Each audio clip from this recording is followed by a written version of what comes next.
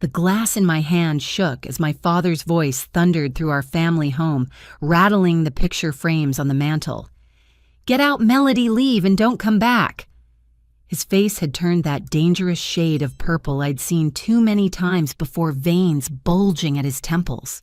5 years, 5 long years, I'd been hemorrhaging money through that emergency credit card, and now I dared to ask why they needed another $5,000 after last month's $8,000 crisis. My mother sat frozen on our worn leather couch, her eyes fixed on the carpet, refusing to meet mine. 28 years of being their daughter, their support system, their personal ATM, and this was how it ended. As I turned toward the door, my hand reached for my phone, and I made the decision that would shatter their comfortable illusion forever. The explosion hadn't come from nowhere. 3 hours earlier, I'd walked into my childhood home expecting a quiet Sunday dinner, only to find party streamers hanging from the ceiling and catered food covering every surface of our dining room table. My brother Nathan stood in the center of it all, his arms spread wide like some conquering hero returning from war. 3 years of finding himself across Europe, and my parents acted like he'd just cured cancer.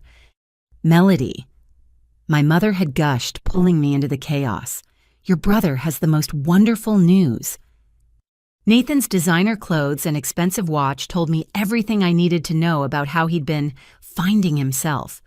While I worked 60-hour weeks between my accounting job and weekend tutoring, he'd been living a life of luxury. The champagne they poured came from a bottle that cost more than my weekly grocery budget. "I'm starting my own investment firm." Nathan announced, his voice dripping with unearned confidence. "Revolutionary approach to cryptocurrency and sustainable energy markets. All I need is some initial capital from believers in my vision." My stomach dropped as I watched my parents exchange meaningful glances. My mother clasped her hands together. "We've already discussed it, and we want to be your first investors." How much, I asked, though I already knew this conversation would end badly. $200,000 should cover the initial phase, Nathan said casually, as if discussing pocket change. "Where exactly would this money come from?" My voice came out steadier than I felt. My father's jaw clenched. "Family supports family, Melody. We've always managed to help each other through difficult times." Difficult times. The words tasted bitter. "Is that what we're calling it? Because I have spreadsheets showing exactly how much I've helped over the past 5 years. $180,000 in emergency expenses, medical bills, home repairs, car troubles that never seem to end." "Don't be dramatic," Nathan scoffed, swirling his champagne. "Mom and Dad have been struggling. The least you could do is help out without keeping a running tally like some corporate accountant." "I am a corporate accountant," I shot back. "And funny how their struggles didn't stop them from throwing you this welcome home feast on my credit card." The room went silent. My mother's face paled and my father's expression darkened dangerously. "You've been supporting him," I said, the pieces clicking together with sickening clarity. "All those emergencies, all those desperate calls for help. You've been funneling my money to Nathan. He's our son." My mother finally spoke, her voice shrill with defensiveness. "He needed our support while he found his path." "And what am I?" The question hung in the air like a blade. "Selfish," Nathan supplied helpfully. "You're selfish, Melody. Mom and Dad gave you everything, and now when it's your turn to give back, you're counting pennies." My father stood his chair, scraping against the hardwood floor. "Your brother is right. We've never asked you for anything." "Never asked?" I laughed, but there was no humor in it.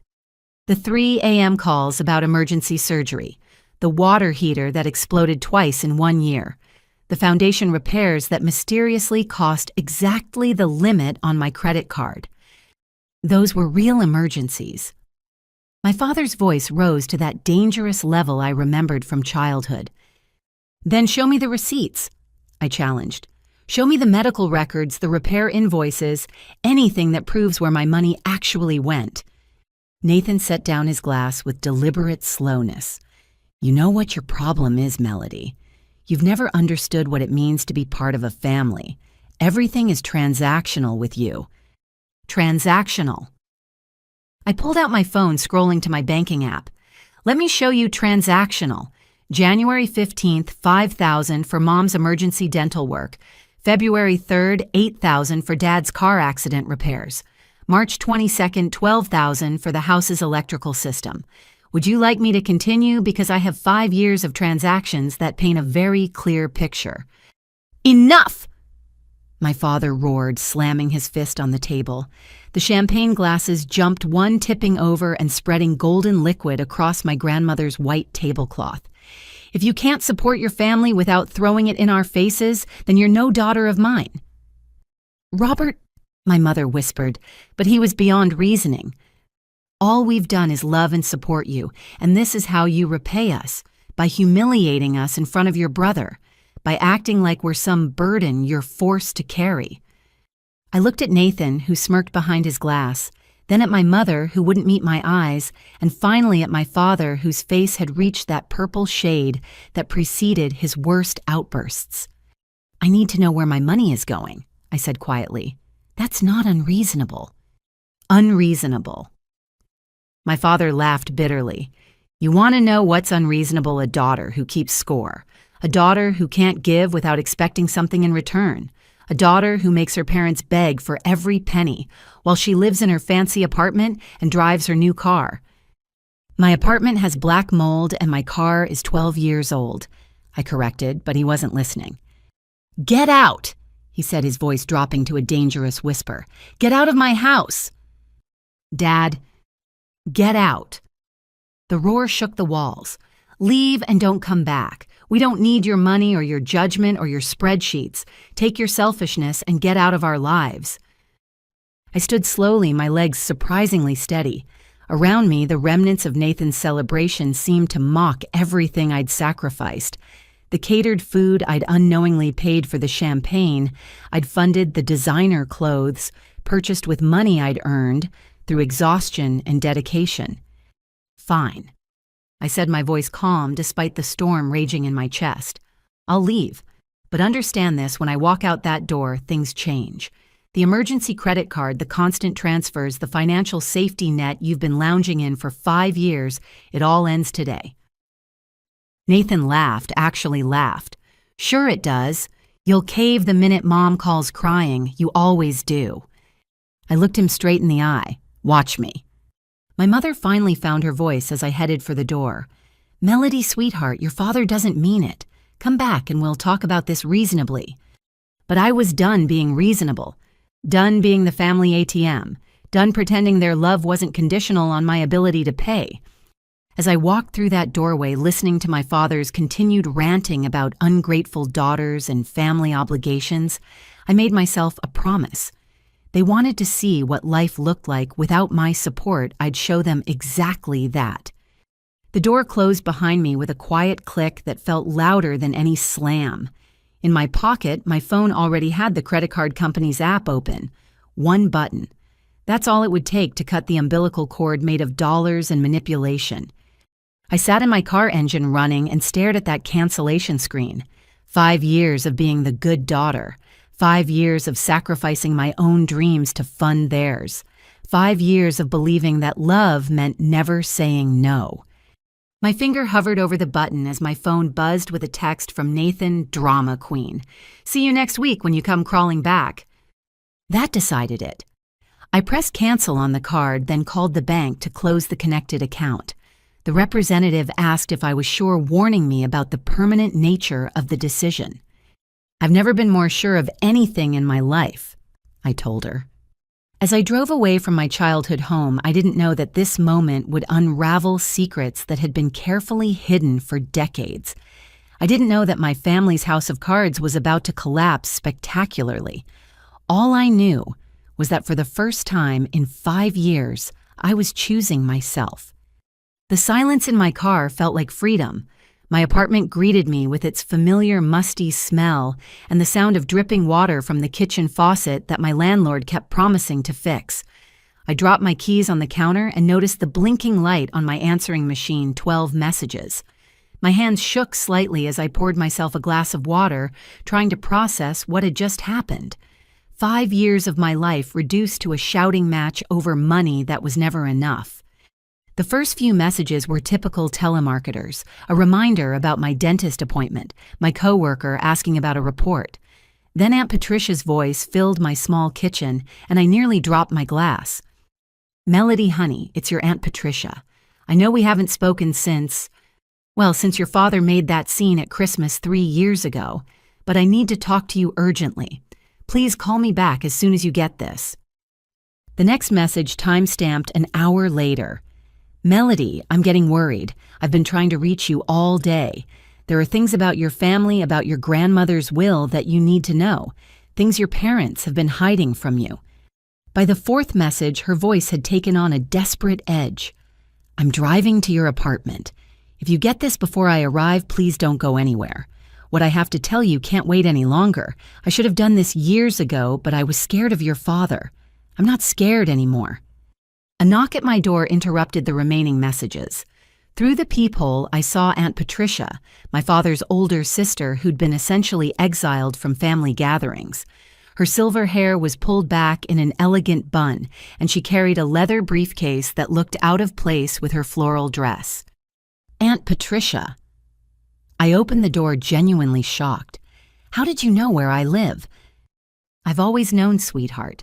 I've been keeping an eye on you from a distance." She looked older than I remembered, worry lines etched deeply around her kind eyes.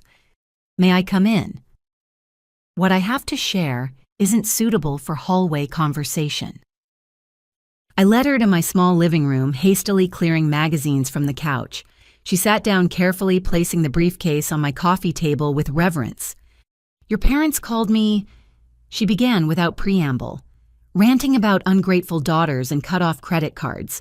"Your father was particularly colorful in his language. I'm sorry you had to deal with that." "Don't apologize," she interrupted, holding up a hand. "You've done nothing wrong. In fact, you've done something I should have helped you do years ago. Cut them off completely." The briefcase clicked open, revealing folders, documents, and photographs yellowed with age. Patricia pulled out a thick manila envelope marked with my name in elegant cursive, my grandmother's handwriting. "Your grandmother Eleanor loved you more than life itself." Patricia began, her voice thick with emotion. "When she died 8 years ago, she left very specific instructions in her will, instructions your parents have been violating since day one." "What do you mean?"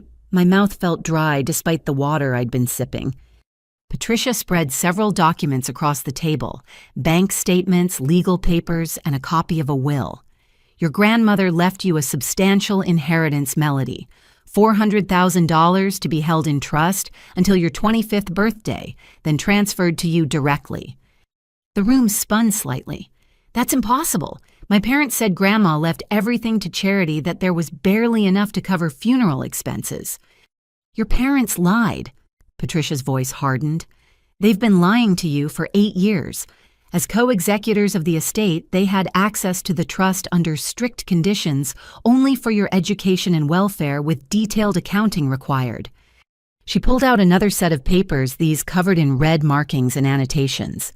"I hired a forensic accountant when I suspected something was wrong. Your parents have been systematically draining your trust through forged documents and false claims. Every emergency they've had in the past 5 years, funded by your inheritance, then supplemented by the money you gave them directly." "But why would they need my money if they already had access to the trust?" Patricia laughed bitterly. "Because they'd already spent most of it by the time you turned 25. They panicked knowing you'd discover the truth when the trust was supposed to transfer. So they created crisis after crisis, conditioning you to give without question, hoping to drain your resources before you could claim what was rightfully yours." She showed me bank records that made my stomach churn. Withdrawals matching the amounts of their emergencies, always just days before they'd call me in tears. Transfers to accounts in Nathan's name dating back to when he first left for Europe. Nathan's entire European adventure, Patricia continued, was funded by your inheritance. The apartment in Barcelona, the trips to Ibiza, the failed business ventures in Prague, all paid for with money meant for your future. "How do you know all this?" I asked, though part of me already knew the answer. Because I've been fighting them in court for 3 years, she admitted, quietly, carefully gathering evidence. Your grandmother named me as alternate executor, but your parents used their position to block me at every turn, until now. She pulled out a final document, this one bearing official court seals. Last month, a judge agreed to review the case based on the evidence I've collected. Your parents don't know yet the hearing is next month, but with what you've told me today about them demanding money while sitting on stolen inheritance, this changes everything. Why didn't you tell me sooner? The betrayal felt like a physical weight on my chest. Patricia's eyes filled with tears. Your father threatened me, said if I contacted you, he'd make sure I never saw any family again. He'd already turned most of our relatives against me with lies about my mental health claims that I was unstable and fixated on money that didn't exist. I believed that staying quiet and gathering evidence was the best way to protect you. She reached across the table, grasping my hands. But when I heard you'd finally stood up to them, I knew it was time. Your grandmother would be so proud of you, Melody. She always said you had steel in your spine.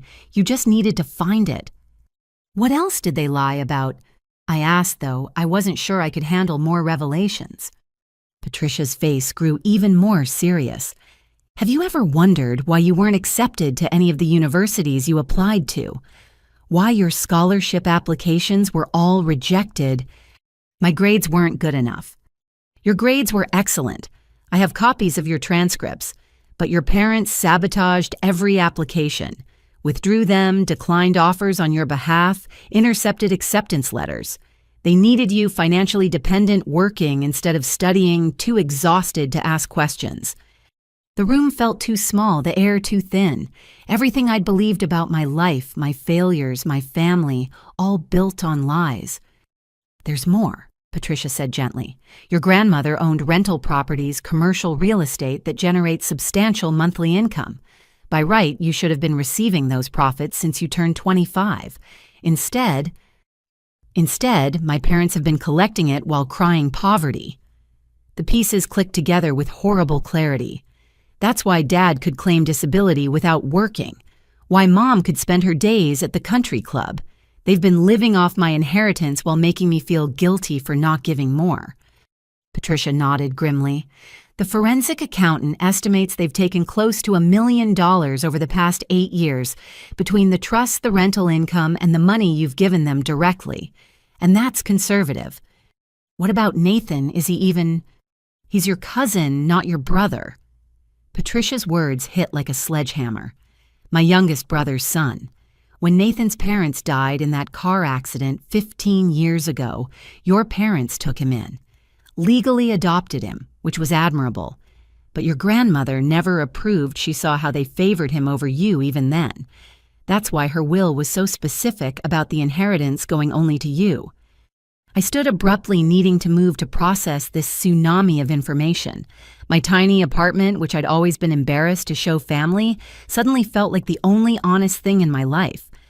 So every time they made me feel guilty for having a job, for not giving more, for questioning their needs, they were projecting their own theft onto you, Patricia finished. Classic manipulation tactics. Your father learned from our parents, I'm afraid. But your grandmother saw through it all. That's why she tried to protect you with the trust. Failed to protect me, I corrected bitterly. No, Patricia said firmly. The protection is still there. The judge can order full restitution. With interest and penalties, your parents will have to repay everything they stole. And there's something else, something even they don't know about. She pulled out a sealed envelope from the bottom of the briefcase. Your grandmother was clever. She created a second trust completely separate that only activates when you turn 30.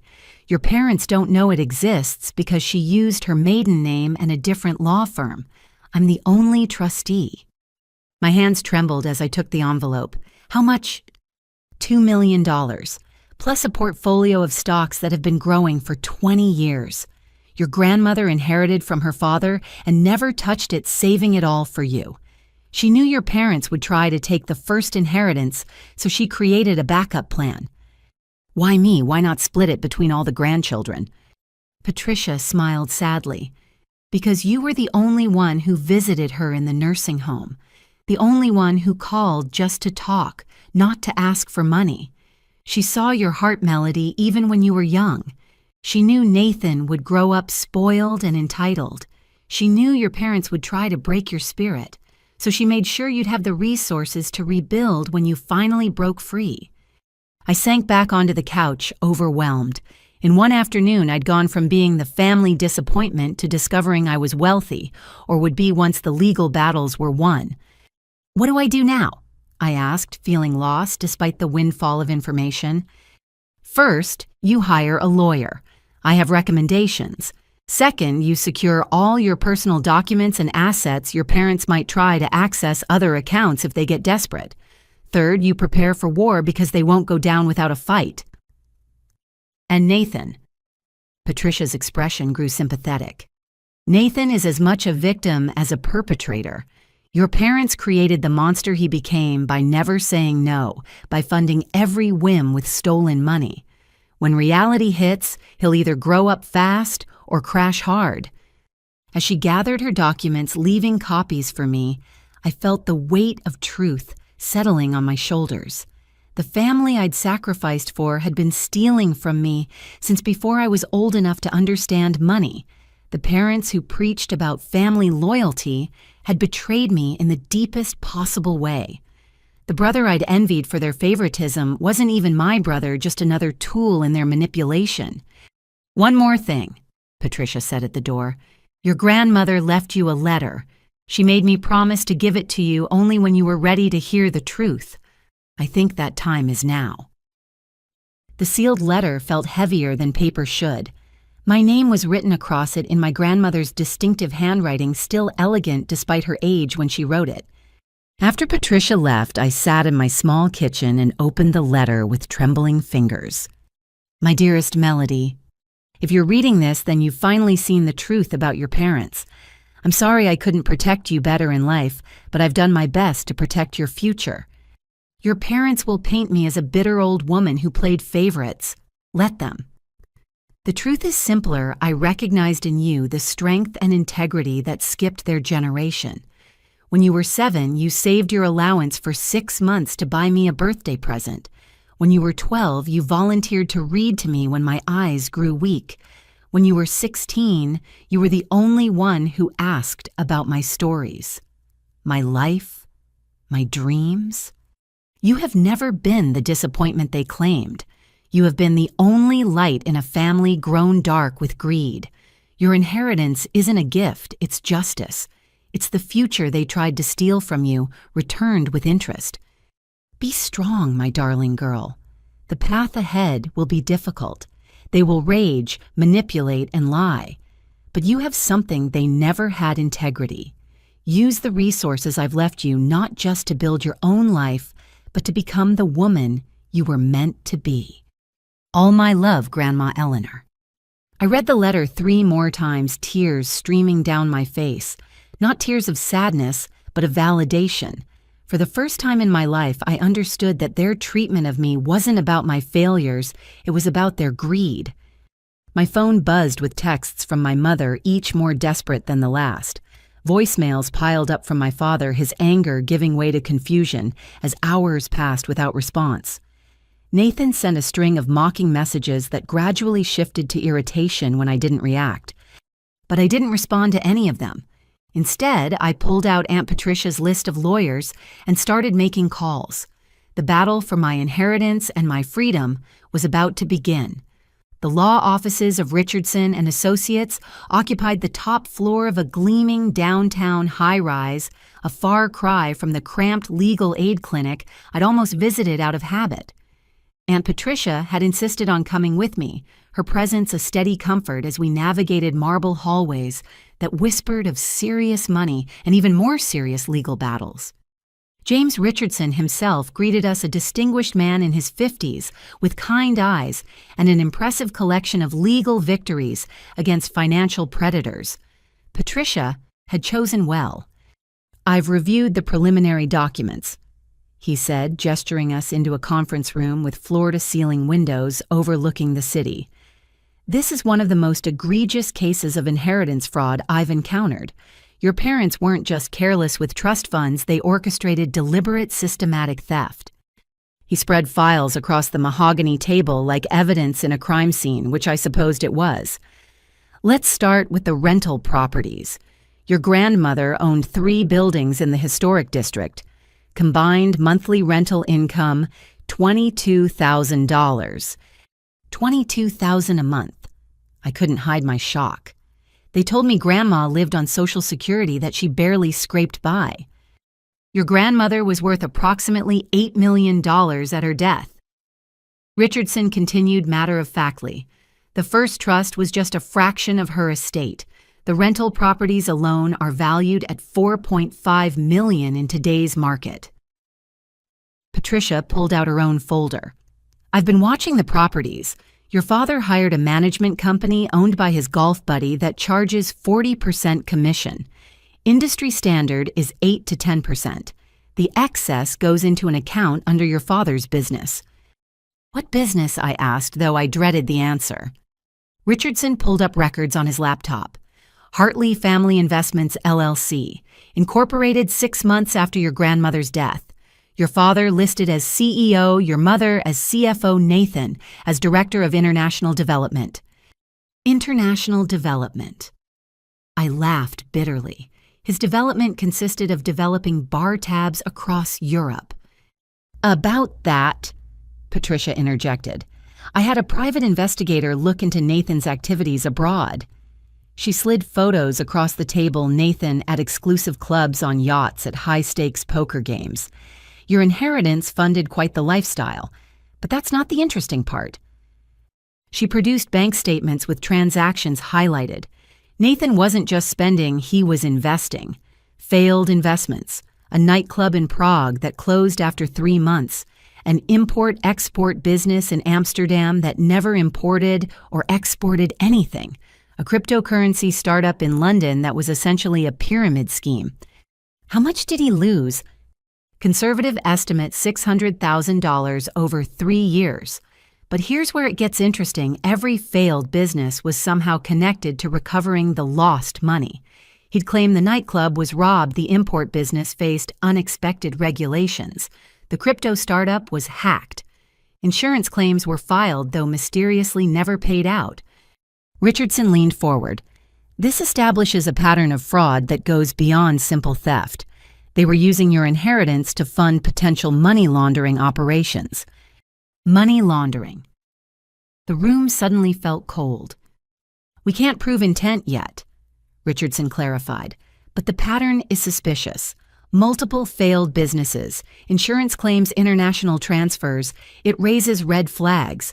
I've seen similar schemes where families use inherited wealth to wash illegal gains through seemingly legitimate failures. Patricia pulled out another document. There's more.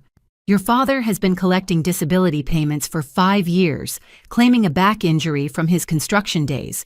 But I have photos of him playing golf twice a week, tennis at the country club, even helping Nathan move furniture last month.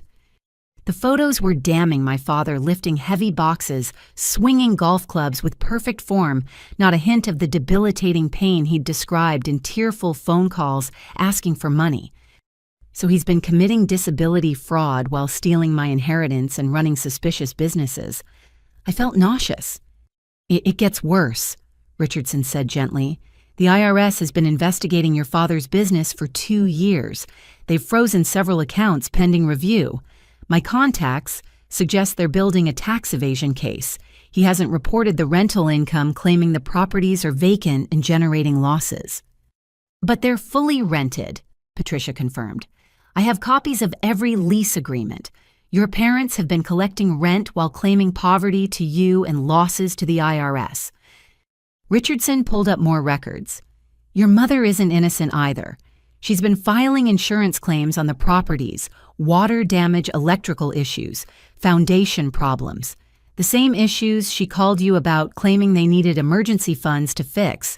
But the insurance paid out each time and no repairs were made. double dipping, getting money from insurance and from you for the same fictional problems. How did they think they'd get away with this? I asked, overwhelmed by the scope of their deception. They assumed you'd never find out, Patricia said quietly. Your grandmother's will specified you'd receive full control of the estate at 30. They had 2 more years to cover their tracks, maybe fabricate documents showing the money was spent legitimately on your welfare. Your decision to cut them off forced their hand. Richardson nodded. Based on communication patterns, they planned to claim bankruptcy just before your 30th birthday, saying bad investments and medical bills consumed the inheritance. You'd inherit debt-ridden properties and empty accounts, never knowing millions had been siphoned away. But Nathan's the key to unraveling everything, Patricia added. His lifestyle, his failed businesses, his connections, he's the weak link. And according to my investigator, he's in serious trouble.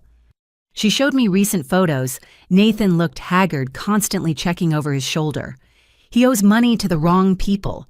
His last business venture involves some very dangerous individuals who don't accept the project failed as an excuse for missing money. Is he in danger? Despite everything, I felt a twinge of concern. He's made his own bed, Patricia said firmly. But it explains why your parents are desperate for your money. They're not just funding their lifestyle, they're trying to keep Nathan from facing consequences of his actions. Richardson organized the evidence into neat piles. Here's what we're going to do. First, file an emergency injunction to freeze all estate assets. No more transfers, no more access. Second, demand full accounting of every penny spent from the trust. Third, pursue criminal charges for fraud, theft, and tax evasion. Criminal charges. The reality hit me. They could go to prison. Your father faces up to 20 years for tax evasion alone. The inheritance fraud adds another 10. Your mother's insurance fraud could mean 5 to 7. Nathan's situation depends on what federal investigators find about his international activities. I stared at the evidence of my family's crimes, trying to reconcile the parents who'd raised me with the criminals described in these documents. I just wanted them to stop taking my money. I didn't want to destroy their lives. Patricia gripped my hand. They destroyed their own lives with greed. You're just holding up a mirror to their actions. There's something else, Richardson added carefully. The second trust your grandmother created, the one they don't know about. It's worth considerably more than $2 million now, closer to $4 million with investment growth. But accessing it might tip them off to its existence. What do you recommend? Wait until after the criminal proceedings. Let them think they've taken everything that you're fighting for scraps. When they're convicted and ordered to pay restitution, reveal the second trust. It ensures you'll be whole, regardless of what they can repay. Smart, Patricia agreed. Your grandmother would approve. She always said the best revenge was living well while wrongdoers faced justice. Richardson's assistant knocked, bringing coffee and a stack of additional documents. I've prepared the initial filings. We can have the injunction in place by tomorrow, freezing all accounts connected to the estate. Your parents will be served notice within 48 hours. How will they react? I asked, though I suspected I knew. Badly, he said honestly. Expect escalation, emotional manipulation, public scenes, possibly attempting to access your personal accounts or credit. We should discuss protective measures. For the next hour, we planned my defense against the storm that was coming. New bank accounts they couldn't access, credit monitoring to prevent identity theft, even a restraining order if their harassment escalated. It felt surreal preparing for war against the people who'd raised me. As we finished, Richardson pulled me aside. I want you to understand something. What your parents did, it's not normal family dysfunction. It's criminal conspiracy. You're not breaking up your family by pursuing this. They broke it the moment they stole your first dollar. I keep thinking about Sunday dinners, I admitted. Birthday parties, Christmas mornings. Were they ever real, or was I just a resource to be exploited? Both can be true, he said kindly. They may have loved you in their way, but greed corrupted that love into something toxic. Your grandmother saw it happening, which is why she tried to protect you. Patricia hugged me as we left the office. "I know this is overwhelming, but you're doing the right thing. Your grandmother would be so proud of your courage." "I don't feel courageous," I confessed. "I feel like I'm drowning in lies." "The truth is like that at first," she said. "But once you surface, you'll breathe freely for the first time in your life." That night, I sat in my apartment surrounded by copies of evidence, each document another nail in my family's coffin. My phone had 63 missed calls, texts alternating between my mother's tears and my father's rage. Nathan had moved on to threats promising I'd regret betraying the family. But as I looked at my grandmother's photo, the one where she smiled directly at the camera with knowing eyes, I felt something shift. This wasn't betrayal. This was justice years in the making. Tomorrow the legal notices would be served. Tomorrow their house of cards would begin its inevitable collapse. Tomorrow I'd truly begin fighting for the life they'd tried to steal. But tonight I raised a glass of wine to the woman who'd loved me enough to protect me from beyond the grave. "Thank you, Grandma," I whispered. "I understand now." The wine tasted like freedom. 2 weeks of silence can drive guilty people insane. I'd learned this watching my phone light up with increasingly frantic messages while I followed my lawyer's advice to maintain complete radio silence. Richardson had been clear. Let them wonder, let them worry, let them reveal their true priorities. I was reviewing quarterly reports at my desk when my phone exploded with calls. The first from my father, which I let go to voicemail, the second from my mother, the third from Nathan. Then the cycle repeated with increasing frequency until my phone vibrated itself off my desk. Finally curious about what had triggered this fresh panic, I listened to the messages. My father's voice, usually so controlled and commanding, shook with barely contained rage. "Melody, what did you do? The card was declined at the Mercedes dealership. Do you have any idea how humiliating it was to have the salesman look at me like I'm some kind of deadbeat, call me back immediately?" My mother's message played next, her voice pitched high with hysteria. "Sweetheart, there must be some mistake. I was at the club for the monthly luncheon, you know, the one I organized for the hospital charity, and my card was declined in front of everyone. In front of Judge Harrison's wife, I had to pretend I'd grabbed the wrong card. Please, honey, fix this right away." Nathan's messages progressed from confusion to fury. "Hey, what's wrong with the card? I need to pay rent." "Melody, this isn't funny. My landlord is threatening eviction. Are you serious right now? Do you know what happens if I can't pay?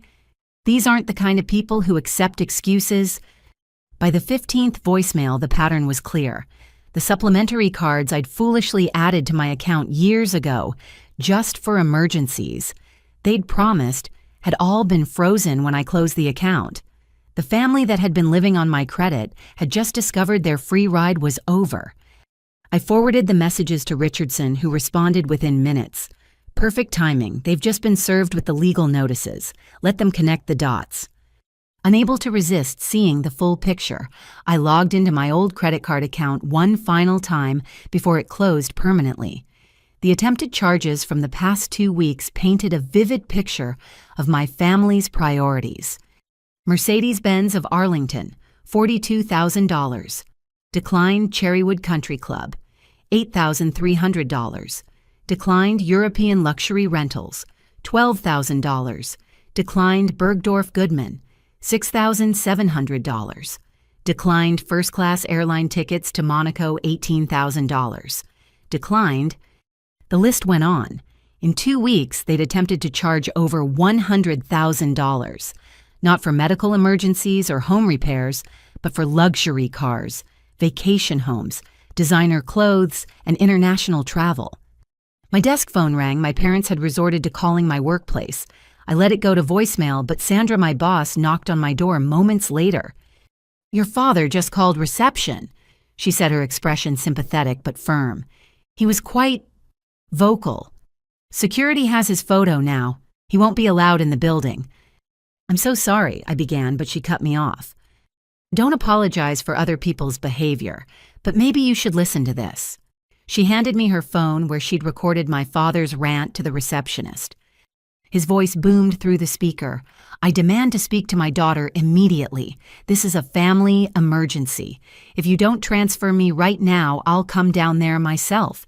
She thinks she can destroy her family, hide behind lawyers. I'll show her what happens when you bite the hand that fed you." "That's a threat," Sandra said quietly. "I'm documenting this for HR and recommending increased security for you. Do you have somewhere safe to stay?" I nodded, grateful for her support. Patricia had insisted I stay with her until things calmed down, and now I understood why. My phone rang again, this time my mother, and against my better judgment, I answered. "Finally," she gasped. "Melody, sweetheart, what's happening? Your father received some legal papers, and he's destroying the house. He threw your grandmother's china at the wall." "The Wedgwood set," I asked, remembering how she'd always claimed it would be mine someday. "This isn't about dishes," she screeched. "You've hired lawyers. You're suing your own parents after everything we've done for you." "Everything you've done? You mean stealing my inheritance?" The silence lasted so long I thought she'd hung up. When she spoke again, her voice had turned cold. "I don't know what Patricia has been telling you, but she's always been jealous of our family. She's filling your head with lies. Lies with documentation, lies with bank records, lies with proof of tax evasion. You're really going to destroy us over money." She played her last card, the tears. "Your father's disability could be revoked. We could lose the house. Is that what you want? The house you bought with my grandmother's money, the disability payments Dad collects while playing 18 holes twice a week. Yes, Mom. That's exactly what I want. Justice." "Justice?" She laughed bitterly. "You want to see your parents in prison? You want Nathan homeless on the streets?" "Nathan's housing situation is his problem. Maybe if you hadn't funded his every whim with stolen money, he'd have learned responsibility." "How dare you?" "No, Mom. How dare you? How dare you steal from your own daughter? How dare you sabotage my education? How dare you lie for 8 years while I worked myself to exhaustion trying to help you?" "We're your parents," she screamed. "We gave you life. We raised you. You owe us everything." "I owe you nothing. And after what you've done, you're nothing to me." The words came out calmer than I felt, but their impact was immediate. She gasped as if I'd slapped her. "You'll regret this," she whispered. "When you're alone with your money and your righteousness, you'll regret losing your family." "I lost my family the day you chose greed over love. I'm just making it official." I hung up and blocked her number, then did the same for my father and Nathan. The liberation felt immediate, as if chains I hadn't realized I was wearing had suddenly snapped. Richardson called an hour later. "They've retained counsel, Donovan and Associates." "Is that bad?" "It's expensive. They're burning through money they claim not to have. But Donovan just called. Your parents want to negotiate." "What could they possibly offer? They stole everything." "They're proposing a payment plan. They'll admit to mismanaging the trust, but claim it was done with good intentions. They want to repay over 20 years with minimal interest." "How much would that be?" "About 30 cents on the dollar paid out over 2 decades. It's insulting." "Counter with full restitution within 90 days, or we proceed with criminal charges." Richardson paused. "That's aggressive. They'll never accept." "Good. I want them to refuse. I want every refusal documented. When this goes to criminal court, I want the jury to see they had chances to make it right and chose not to." "You've gotten stronger," he observed. "Good. You'll need it." Donovan mentioned they're planning a public relations campaign, painting you as a money-hungry daughter, abandoning elderly parents. "Let them. I have receipts for every luxury purchase they've made while claiming poverty." That evening, Patricia picked me up from work in her reliable sedan, so different from the Mercedes my father had tried to buy with my credit. Her house in the suburbs felt like a sanctuary, quiet, honest, filled with photos of the grandmother my parents had robbed. "They called me too," she said over dinner. "Robert threatened to sue me for turning you against them." I laughed and reminded him I have 30 years of evidence of his schemes. He hung up rather quickly. "How did he become this way? You grew up in the same house." Patricia sighed. Your grandfather favored Robert, gave him everything while expecting me to be grateful for scraps. When I started my accounting firm, Robert mocked me for playing businesswoman. When I succeeded, he expected me to fund his ventures. I refused, so he found other sources, first our parents' savings, then your grandmother's sympathy, finally your inheritance. And Nathan was Robert's chance to raise the son he really wanted. Generous, flashy, unquestioning. Everything you weren't. When Nathan's parents died, Robert saw an opportunity to create his legacy. Your money just funded that delusion. My phone buzzed with an unknown number. Against better judgment, I answered. Melody. Nathan's voice, but different, scared, desperate. Please don't hang up. I'm in trouble. Real trouble. The people I owe, they don't care that the money's gone. They want payment or what Nathan... They'll hurt me. Maybe worse. I need $50,000 by tomorrow or... Then I suggest you ask the parents who funded your lifestyle for 3 years. Oh wait, they're broke without my credit card. This isn't a game. His voice cracked. They know where I live, where Mom and Dad live. They've made threats. Then go to the police. With what hey officers I owe money to criminals from my failed money laundering scheme, they'll arrest me. Good, you belong in jail. You're really going to let them kill me? You're really going to blame me for your choices? Goodbye, Nathan. I hung up and blocked that number too. Patricia watched with concern. Should we worry about these people he owes? She asked. We should let the FBI worry about them. Richardson's already reported Nathan's activities. If dangerous people are involved, that's evidence of the crimes my parents funded. You've become quite ruthless, Patricia observed, though not critically. No, I corrected. I've become honest about who they are. There's a difference. That night, I lay in Patricia's guest room staring at the ceiling. Somewhere across town, my parents were discovering what life looked like without my support. Nathan was facing consequences he'd never imagined possible. The family that had taken everything from me was finally paying the price. But I felt no satisfaction, only relief. The weight I'd carried for years, the guilt and obligation and false love, had evaporated with the credit card cancellation. For the first time in my adult life, my money was mine. My choices were mine. My future was mine. Tomorrow would bring new battles, legal proceedings, public drama, escalating desperation. But tonight I slept peacefully in a bed, bought with honest money in a house built on truth rather than lies. The canceled card had done more than cut off their funds. It had cut the puppet strings they'd used to control me for years. And for the first time, I was standing on my own feet, surprised to find they were steadier than I'd ever imagined. The social media assassination began at 6 a.m. I woke to Patricia's urgent knocking and her phone thrust in my face, showing my mother's Facebook post, already gathering sympathy like flies to honey. To all our dear friends and family, the post read, "It is with broken hearts that we share our daughter. Melody has abandoned us in our time of greatest need. Despite raising her with love and sacrificing everything for her success, she has cut us off, completely canceled the financial support we depend on for Robert's medical care, and hired lawyers to attack us with false accusations. We are elderly disabled and now facing homelessness because of our own daughter's greed. Please pray for us and, if possible, help us through this difficult time. We never thought the child we loved would betray us this way." Attached were photos carefully curated for maximum emotional impact.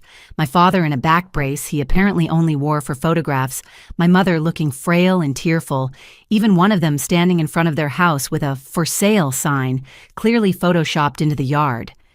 The comments were already pouring in. Church friends expressing shock, distant relatives offering prayers, neighbors volunteering to start meal trains. Each sympathetic response was another knife twisted in my reputation. "Don't read them," Patricia advised, but it was too late. "I can't believe Melody would do this to you. What kind of daughter abandons sick parents? You gave her everything, and this is how she repays you. Some children are just born selfish. You did your best." My phone started ringing blocked numbers I didn't answer, but the voicemails painted a clear picture. Former family friends calling me heartless, church members offering to pray for my soul, relatives I hadn't spoken to in years suddenly invested in shaming me into submission. But my mother's Facebook campaign was just the opening salvo. By noon, Nathan had launched a GoFundMe titled, "Help My Parents Avoid Homelessness After Daughter's Betrayal." The description was a masterpiece of manipulation. My elderly parents, Robert and Linda, have been abandoned by their daughter, Melody, who became successful thanks to their sacrifices. Now, when they need her most, she has cut them off, frozen their accounts, and sicked lawyers on them. My father is disabled and requires constant medical care. My mother has chronic health conditions. They face losing their home of 30 years. As their adopted son, I'm desperately trying to help, but I'm struggling too. Any amount helps. Let's show them that kindness still exists even when family fails. He'd set the goal at $200,000, conveniently close to what they'd stolen from me over the years. Within hours, donations started trickling in. $20 from a church friend, $50 from a neighbor, $100 from a relative in Texas, who included a note about ungrateful children. "Should we report it as fraud?" I asked Richardson over the phone. "Document everything, but don't engage yet," he advised. "Let them dig their hole deeper. Every lie they tell publicly is evidence of their desperation and continued deception." The afternoon brought phase 3 of their campaign, direct attacks on my employment. My boss, Sandra, called me into her office, her expression grim. "Your father sent an email to the entire board of directors," she said, sliding a printed copy across her desk. "I've already discussed it with HR and our legal team, but you should see what he's claiming." The email was unhinged, accusing me of embezzling company funds to pay for my lavish lifestyle while my disabled parents starved. He claimed I was mentally unstable, suggested I might be stealing from clients, and demanded the company investigate my suspicious wealth that allowed me to hire expensive lawyers. "He's trying to get me fired," I said, stunned by the boldness of the lies. "He's trying but failing," Sandra corrected. "Our IT department traced some interesting patterns. Your father has been sending these emails from different addresses, but they all originate from the same IP. He's also been leaving reviews on our company website under fake names, all claiming you're unethical and shouldn't be trusted with finances." She pulled up screenshots, dozens of one-star reviews, all posted within the same hour, all hitting the same talking points about my abandonment of family and questionable ethics. "This is defamation," I said. "It's desperation," Sandra replied, "and it's backfiring. The board is fully supportive. They see this for what it is, an extinction burst from manipulative people losing control. But I need to ask, is there any chance they could access company systems? Any passwords you might have shared?" "Never. I've always kept work completely separate." "Good. We're increasing security protocols anyway. Your badge now requires secondary verification, and we've flagged your accounts for additional monitoring. Not because we don't trust you," she added quickly, "but to protect you from any attempts at sabotage. You've been incredibly supportive through this," I said, touched by her efforts. Sandra's expression softened. "I told you I recognized the pattern. My brother tried something similar when I cut him off for his gambling addiction. He called my clients, sent letters to regulators, even showed up at a conference claiming I'd stolen his inheritance. Addicts and abusers follow the same playbook when they lose their supply." That evening, the campaign escalated again. Patricia and I were preparing dinner when her doorbell rang repeatedly urgently. Through the peephole, we saw my mother standing on the porch, but she wasn't alone. She'd brought reinforcements, 3 women from her church group, including Mrs. Henderson, who taught my Sunday school class 20 years ago.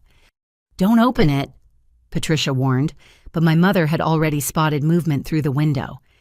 "Melody," she cried out, "I know you're in there. Please, we just want to talk. Mrs. Henderson has come all this way. She has something important to tell you." Against Patricia's advice, I opened the door but kept the chain on. My mother had lost weight. Her usually perfect hair unstyled her designer clothes, replaced with deliberately dowdy items I'd never seen her wear. The performance was Oscar-worthy. Melody dear. Mrs. Henderson began her voice exactly as I remembered from childhood. Your mother has told us everything. How can you turn your back on the people who gave you life? The Bible says honor thy father and mother. The Bible also says thou shalt not steal, I responded. Did she tell you about the $1 million they stole from my inheritance? My mother gasped dramatically. Those lies again, Patricia has poisoned your mind. We only ever tried to protect your money to invest it wisely. In Nathan's failed nightclubs, in luxury cars, in country club memberships. The church ladies exchanged uncertain glances. My mother, sensing the shift, changed tactics. Even if we made mistakes, is that worth destroying your family? Worth seeing your elderly parents homeless? Your father cries every night, Melody. His heart can't take this stress. If he has another heart attack, his blood will be on your hands. Another heart attack? When was the first one? She faltered. Well, the doctors said he's at risk. Just like his back injury that disappears on the golf course. Just like your chronic illness that no legitimate doctor has diagnosed. Mrs. Henderson stepped back slightly.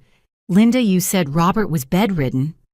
He is most days. Today is a good day, but tomorrow... Stop. My voice cut through her performance. Mrs. Henderson, I have video from yesterday of my father playing tennis at the country club. Would you like to see it? The church ladies suddenly found urgent reasons to leave. As they hurried to their cars, my mother's mask finally slipped. You little witch, she hissed. You think you've won. You have no idea what we're capable of. Nathan knows people. Dangerous people. One word from him and what, mother, you'll have me hurt, killed. Is that what you've become? Patricia stepped into view, her phone clearly recording. Please do continue with the threats. The police will find this very interesting. My mother's face went white. Without another word, she fled to her car, leaving her carefully crafted image of the suffering mother in ruins on Patricia's porch. But they weren't done. That night, my personal email filled with messages. Nathan had apparently shared my contact information on several forums dedicated to ungrateful children and elder abuse by adult kids. The messages ranged from disappointed lectures to outright threats. You're what's wrong with this generation. I hope you end up alone and penniless like you're leaving your parents. Karma will get you for this selfishness. Your parents should have aborted you. Between the hate mail, 3 messages stood out. The first from my cousin Sarah. I saw the GoFundMe. Did you know they did the same thing 5 years ago when Grandpa died? Claimed you refused to help with funeral expenses and raised $15,000. The funeral was already paid for by his insurance. The second from a number I didn't recognize. Ms. Hartley, this is Maria Santos. I'm the woman Nathan claimed was his pregnant girlfriend. I need to speak with you urgently about your brother's illegal activities. He doesn't know I'm FBI. The third made my blood run cold. You don't know me, but I know Nathan. He owes my associates $200K. Family debts carry over. You have 1 week to pay or we visit your parents first, then you. This isn't a threat. It's a promise. I forwarded everything to Richardson and the FBI contact he'd provided. Within an hour, I had responses. The FBI wanted to meet immediately about Nathan's connections. Richardson was filing for emergency restraining orders against my entire family. This escalation is actually good news, Richardson explained during our emergency video call. They're panicking, making mistakes, creating evidence. The social media posts prove they're not destitute. The threats establish a pattern of harassment. The GoFundMe might constitute fraud since they're lying about their circumstances. How is any of this good? I asked, exhausted by the day's emotional warfare. Because desperate people reveal their true nature. Your mother threatened you on camera. Your father is defaming you in writing. Nathan's connections to criminals create federal jurisdiction. They're not just losing the civil case, they're building the criminal one against themselves. As I prepared for bed in Patricia's guest room, my phone buzzed with one final message. A text from my mother's number. but the writing style was clearly my father's. Last chance, Melody. Drop the lawyers, restore the money, and we'll forget this happened. You have 24 hours to come to your senses. After that, we'll destroy you like you're trying to destroy us. You think you know the truth about your inheritance? You know nothing. There are things about your real father that would ruin you. Things we've protected you from. Don't force our hand. I stared at the message, my heart racing. My real father. What could they possibly mean? My parents had been married for 35 years. I'd seen my birth certificate, the hospital photos. Everything seemed normal. Patricia found me sitting on the bed phone, trembling in my hand. She read the message and sighed deeply. I wondered if they'd go there, she said quietly. Go where? What are they talking about? She sat beside me, taking my hand. Your mother had an affair early in their marriage. Your biological father was actually a wealthy businessman who wanted nothing to do with a baby. Robert agreed to raise you as his own in exchange for financial consideration. The room tilted. You mean they sold me? No, not exactly. But there was money involved. Your grandmother knew, which is partly why she left everything to you and not Robert.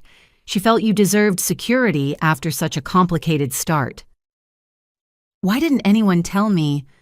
Because it doesn't matter, Patricia said firmly. Robert raised you badly, but still. Biology doesn't change the legal facts of the inheritance or their theft. This is just another manipulation, another desperate attempt to hurt and control you. I looked at the thread again, then did something that surprised me. I laughed. Actually laughed. Let them tell whoever they want, I said. They think this is leverage. All it proves is that they've been lying to me since birth. Just add it to the pile of deceptions. I typed my response. Thank you for the additional evidence of blackmail and extortion. My lawyers will be thrilled.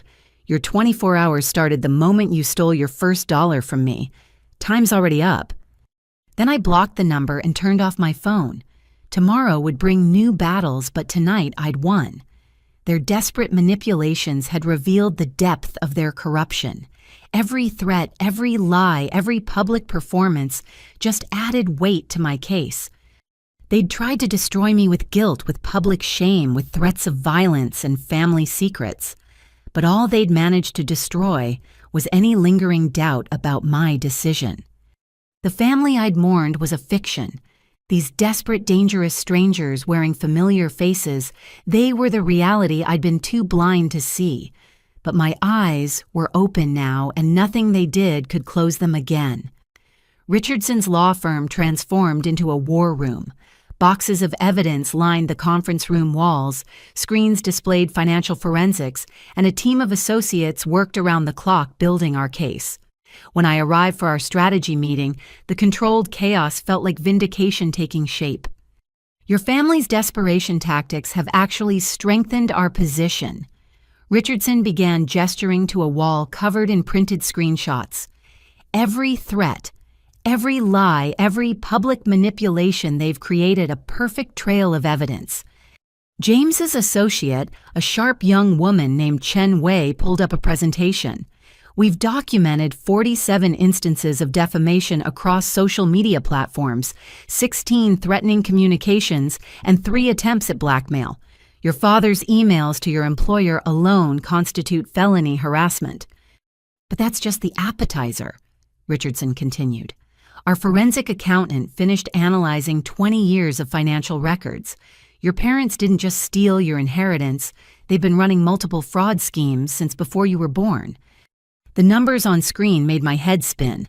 Shell companies, fake charities, insurance fraud dating back decades. My inheritance was just their latest and largest score. How did they get away with it for so long? They were smart enough to keep individual thefts under reporting thresholds, Wei explained.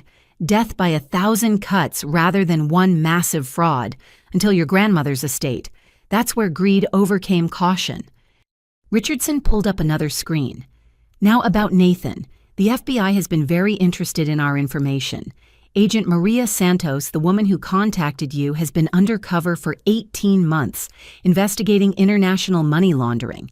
Nathan walked right into her operation. She was investigating him specifically. No, she was investigating the criminals he borrowed from. Nathan was just a useful idiot who gave her access. But his connection to your parents' fraud creates a beautiful web for prosecutors. Patricia arrived with her own boxes of evidence. I've been busy too. Remember those rental properties your parents claimed were losing money? I have 20 years of tenant records.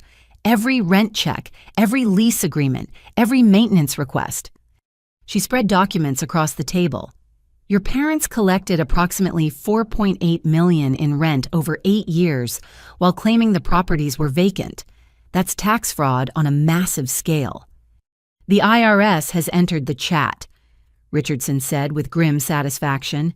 They're conducting a full audit going back 7 years, the maximum they can prosecute.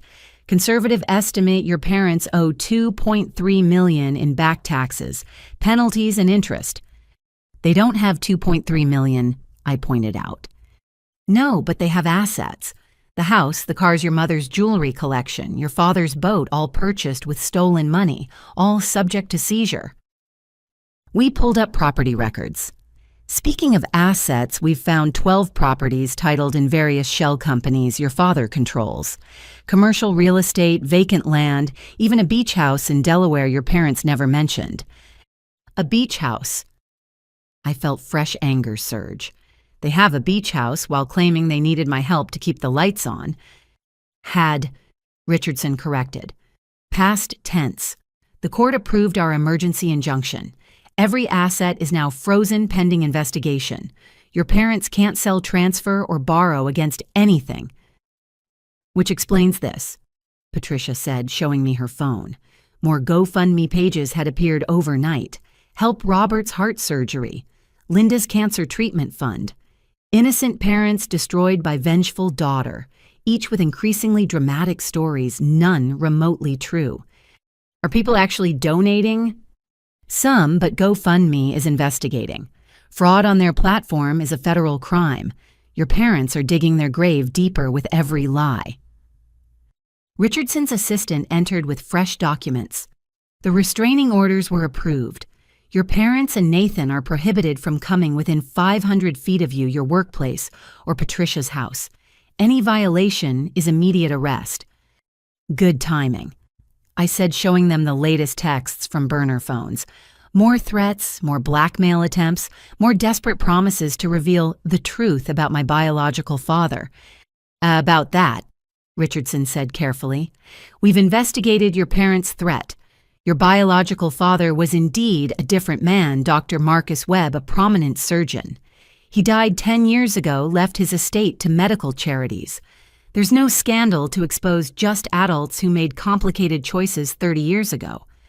They're threatening to expose a dead man who left money to charity. I almost laughed at the absurdity. Desperation makes people stupid, Patricia observed.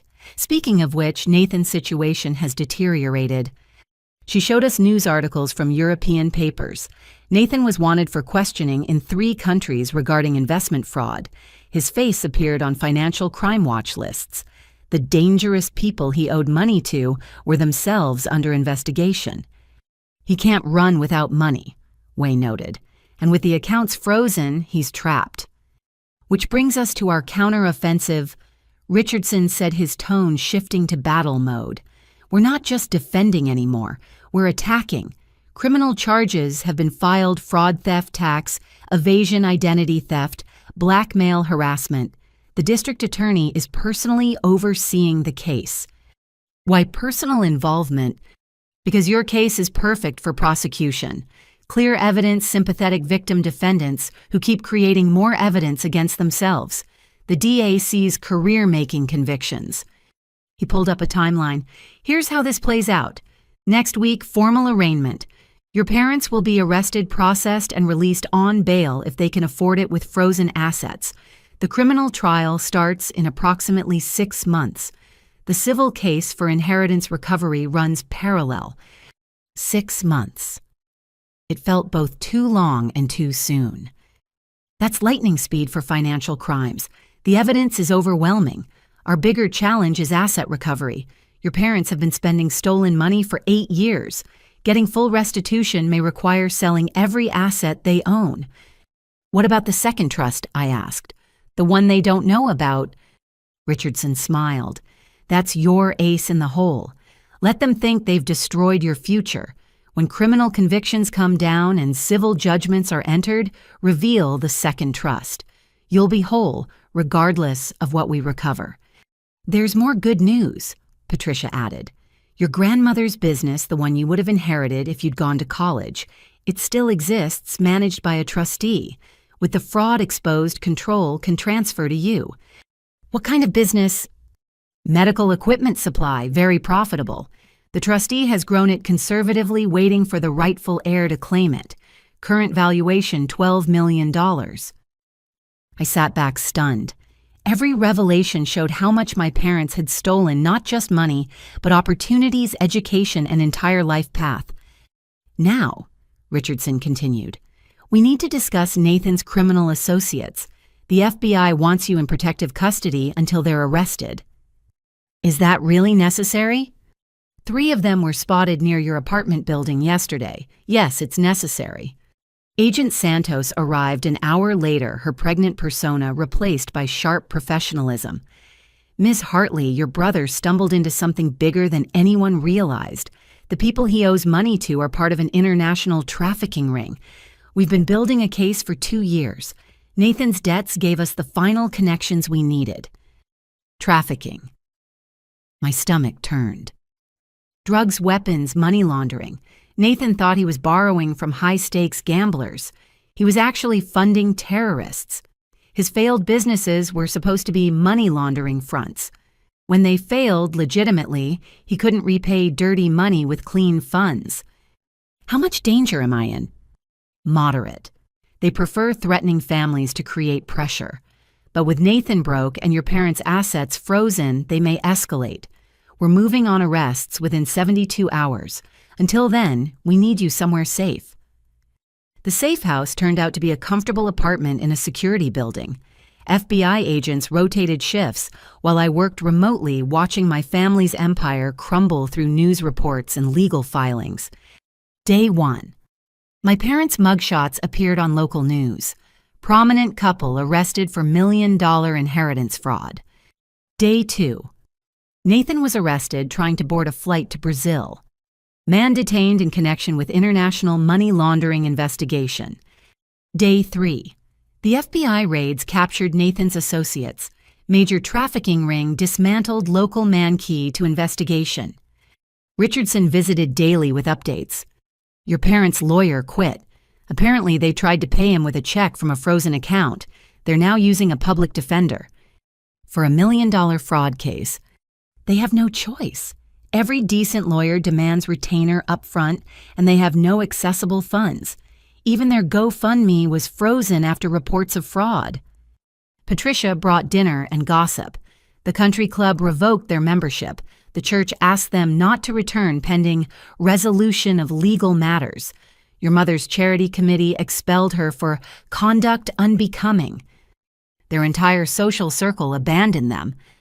Rats fleeing a sinking ship. Plus, several club members realized they'd also been scammed over the years. Your parents borrowed money for emergencies from half the membership. On the 4th day, something unexpected happened. My phone rang with a call from the detention center. Against my better judgment, I accepted. Melody. My mother's voice sounded broken, aged 20 years in 4 days. Please, I need to... If you're calling to threaten or manipulate, I'm hanging up. No, I need to tell you something. About the money. There's more. Hidden accounts Robert doesn't know about. I'll tell you everything if you help me. Help you how? Get me away from him. File charges separately.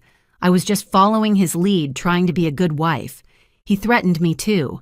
Said he'd leave me with nothing if I didn't comply. I have evidence. Recordings. I shouldn't have been surprised. When criminals face consequences, they turn on each other. Even marriages built on greed couldn't survive the pressure of prosecution. Tell your public defender. Maybe they'll cut a deal. Melody, please. I'm your mother. No, I cut her off. A mother protects her child. You sold yours. Goodbye, Linda. I hung up feeling oddly empty. Not sad, just finished. The woman who gave birth to me was offering to betray the man who raised me, and I felt nothing beyond mild disgust. Richardson found the development interesting. If she really has evidence against your father, it strengthens the prosecution. She'll likely get a lighter sentence in exchange for cooperation. How light?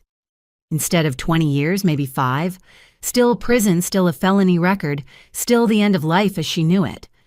That night in the safe house, I video called Patricia. I keep waiting to feel guilty, I confessed. They're facing prison bankruptcy, complete destruction. Shouldn't I feel something? You are feeling something, she observed. Relief, which is exactly what you should feel when abusers face justice. Guilt would mean they'd successfully programmed you to prioritize their needs over your own well-being.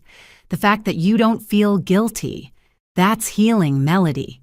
That's growth. She was right. As I watched the news coverage of my family's downfall, I felt no satisfaction but no regret either.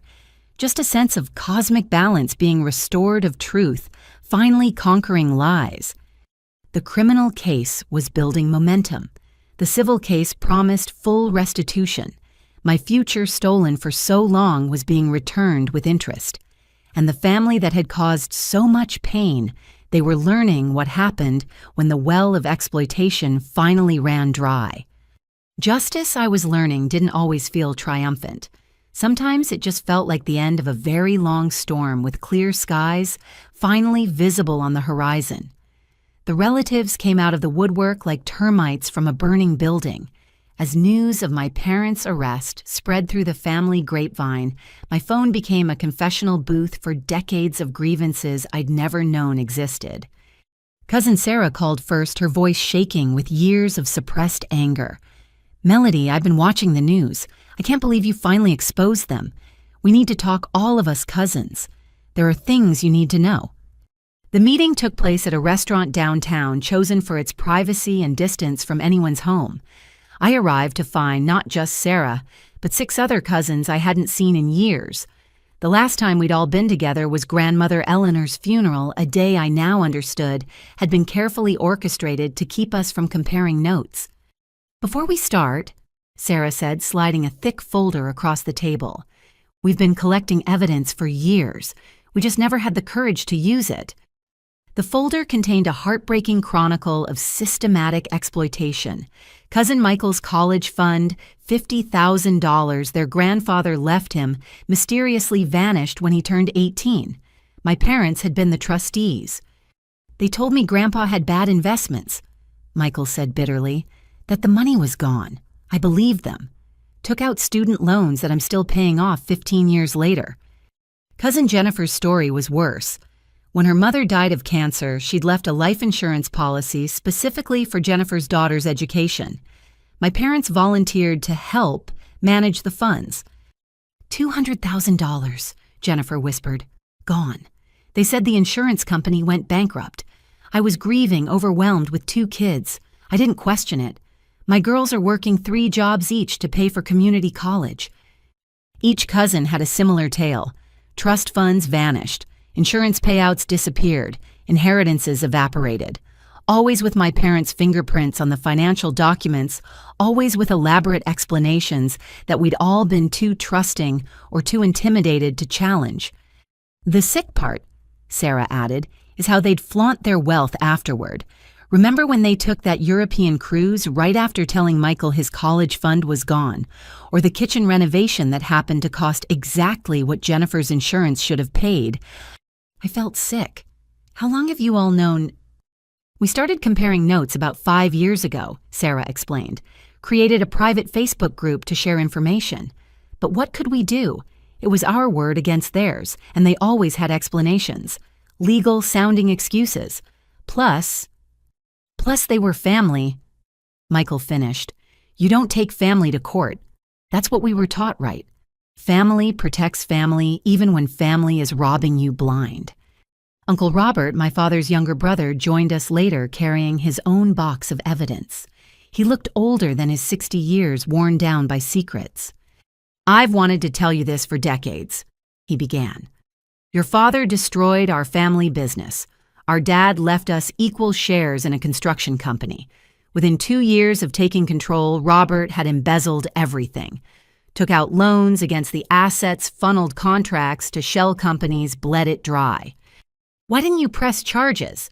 I asked. "He had dirt on me. Nothing illegal, but an affair that would have destroyed my marriage.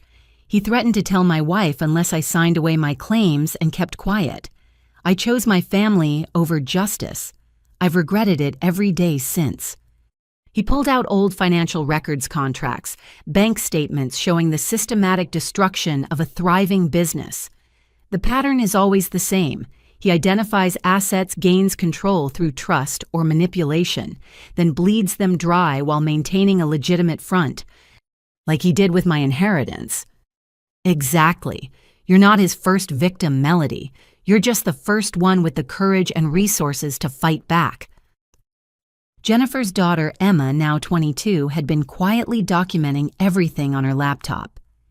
"I've created a timeline," she said, turning the screen toward me. "Based on everyone's stories, your parents have stolen approximately $3.7 million from family members over 30 years. The number staggered me. That doesn't even include what they took from me. Or what they scammed from non-family," Sarah added. "Remember Aunt Marie's best friend, Dorothy? She invested her retirement savings in one of your father's sure-thing real estate deals, lost everything, died in a state nursing home because she couldn't afford better." The stories kept coming.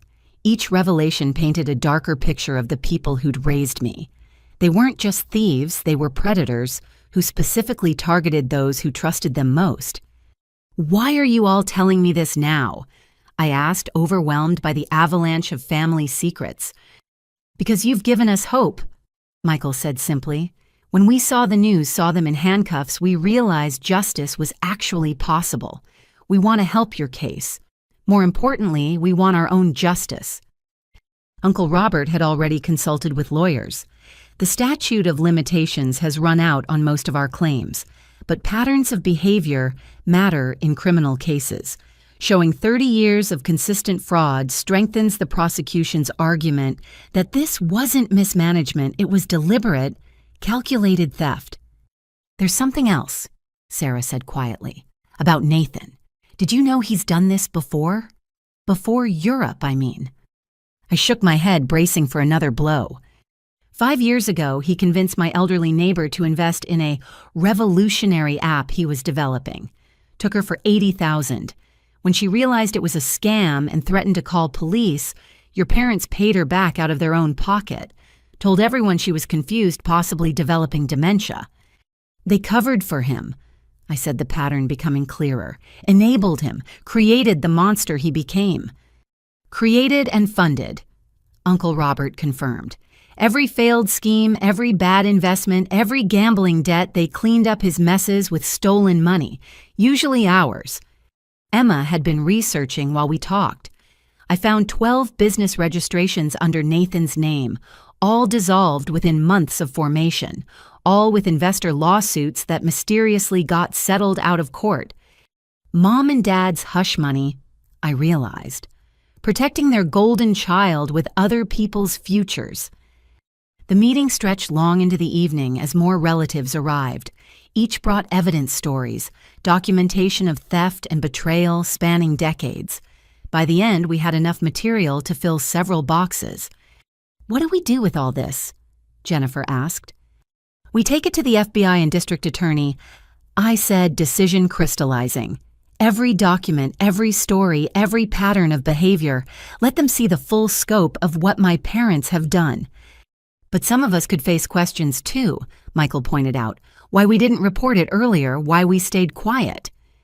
"Being a victim isn't a crime," Uncle Robert said firmly. "Being manipulated by family isn't illegal. Staying silent out of fear or shame isn't something we'll be prosecuted for. But staying silent now when we could help stop them, that would be complicity." We agreed to meet with prosecutors as a group, Strength in numbers, and more importantly, corroboration that would be impossible to dismiss as one disgruntled relative's vendetta.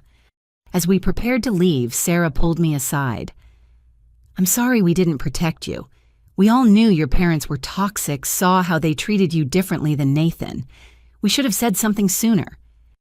"We were all victims," I replied, surprising myself with the lack of bitterness. They created a family culture of silence and complicity. Breaking that pattern now is what matters. The next morning, Richardson's eyes widened as I wheeled in boxes of new evidence. "This is extensive." 30 years of fraud, I confirmed, documented by 17 different victims, all family members who were too ashamed or scared to speak up before. He spent hours reviewing the material, occasionally whistling low at particularly damaging revelations. "This changes everything. We're not just talking about your inheritance anymore. This establishes a RICO pattern, racketeering, ongoing criminal enterprise. Federal charges on top of state charges." "What does that mean practically?" "It means your parents aren't looking at 20 years anymore. With RICO enhancements and multiple victims, we're talking potential life sentences. And Nathan becomes more than an accomplice. He's part of a criminal organization." Agent Santos arrived that afternoon to review the new evidence. Her excitement was palpable. "This connects dots we've been trying to draw for years. Some of these shell companies your father created. We've seen them in other investigations. He wasn't just stealing from family, he was providing financial services to other criminals. Money laundering. At minimum, possibly tax evasion for hire fraud consultation, teaching other criminals how to hide assets. Your father was a one-man finishing school for financial crime." The implications kept expanding. What had started as inheritance theft was revealing itself as something far more sinister, a decades-long criminal enterprise that had destroyed dozens of lives while funding my parents' facade of respectability. That evening, I met Patricia at her house. She'd been quiet during dinner, clearly wrestling with something. "There's one more thing," she finally said. "Something I didn't tell you before because I wasn't sure it was my place. About your biological father, Marcus Webb." I tensed, prepared for another revelation that would shake my world. "He knew about you, sent money for years through intermediaries trying to provide for you without violating the agreement he'd made with Robert. Your college fund that mysteriously vanished. Half of it came from him. My biological father tried to provide for me, and my legal father stole it. The man who actually wanted you was prevented from helping by the man who saw you as an ATM, Patricia confirmed sadly. Marcus even tried to establish contact when you turned 18, but Robert threatened to expose the affair, publicly ruin everyone's reputations. I thought about the layers of deception, the stolen opportunities, the loving biological father I'd never known because it would have interfered with my parents' grift. Is there anyone in my life who hasn't been lying to me? The question came out more exhausted than bitter. Patricia took my hand. Your grandmother. Your cousins, once they found their courage. Me, even if I waited too long to act. And most importantly, yourself. You never lied, never stole, never compromised your integrity, despite being raised by people who had none. I could have become like Nathan, I said, the thought chilling. They certainly tried to mold me into their image. But you didn't. That's the miracle melody. Surrounded by corruption, you stayed clean. Raised by thieves, you remained honest. That's not luck, that's character. Character that no amount of money could buy or steal. That night, I sat surrounded by evidence of my family's crimes testimony from dozens of victims, proof of multi-generational theft and betrayal. Tomorrow, we'd deliver it all to prosecutors, likely sealing my parents' fate and Nathan's future behind bars. But tonight I mourned not for the family I was losing, but for all the families they'd destroyed along the way. Every cousin struggling with debt, every elder who died in poverty, every dream deferred because the money meant for it lined my parents' pockets instead. Justice was coming, but it couldn't restore Michael's college years or Jennifer's daughter's stress-free education. It couldn't give Dorothy a dignified death or return the decades of family trust that had been weaponized against us. All justice could do was stop the bleeding, prevent future victims, and maybe let us all start healing from wounds we'd been taught to hide for far too long. The termites had finally been exposed. Now it was time to rebuild on foundation, stronger than family loyalty on truth, justice, and the courage to speak up, even when silence would be easier. My phone buzzed with a text from Cousin Emma. "We're all behind you. Time to end their reign of theft. Family protects family, and that's exactly what we're doing, protecting each other from the ones who forgot what family means." She was right. We were redefining family, creating bonds based on truth, rather than blood support, rather than exploitation. And that family, the one we were choosing to build, was worth fighting for. I was organizing evidence files in Patricia's home office when a thick manila envelope caught my attention. It had arrived that morning by certified mail requiring signature. The return address was from Blue Cross Blue Shield's Special Investigations Unit. "Patricia," I called out, holding the envelope, "were you expecting anything from the insurance company?" She appeared in the doorway, reading glasses perched on her nose. "No, but that's interesting timing. Open it carefully. It might be relevant to the case."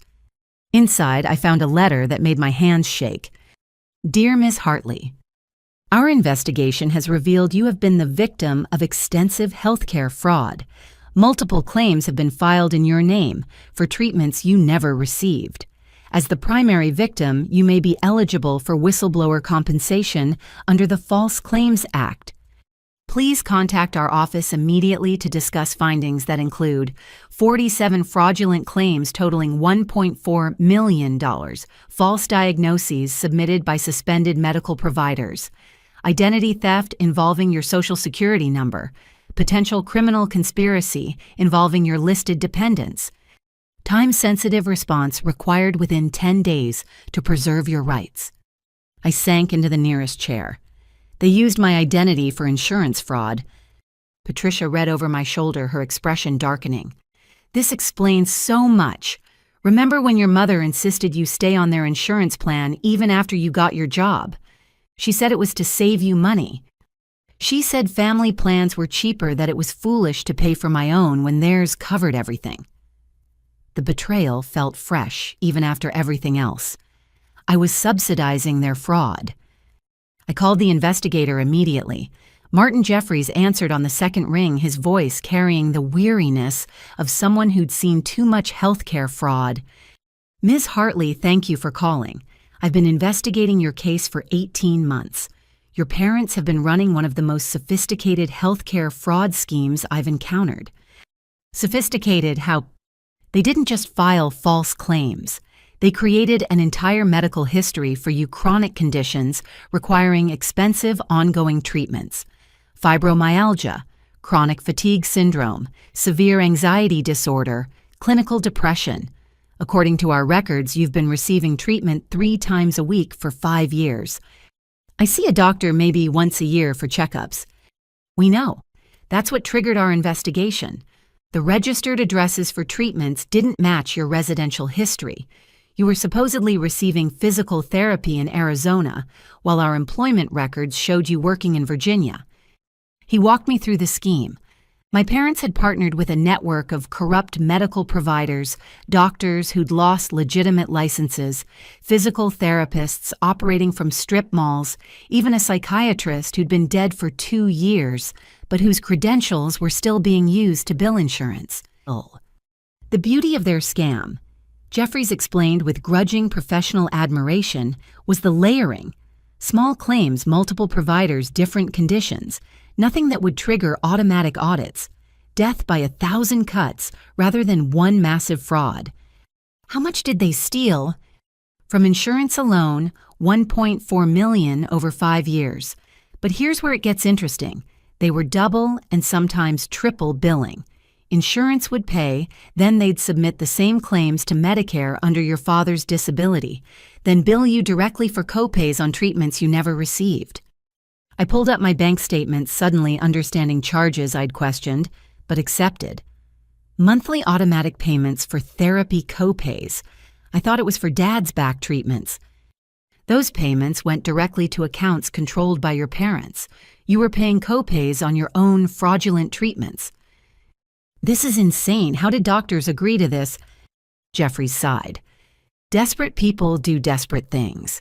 Most of these providers had lost licenses for previous violations, prescription fraud, patient abuse, malpractice.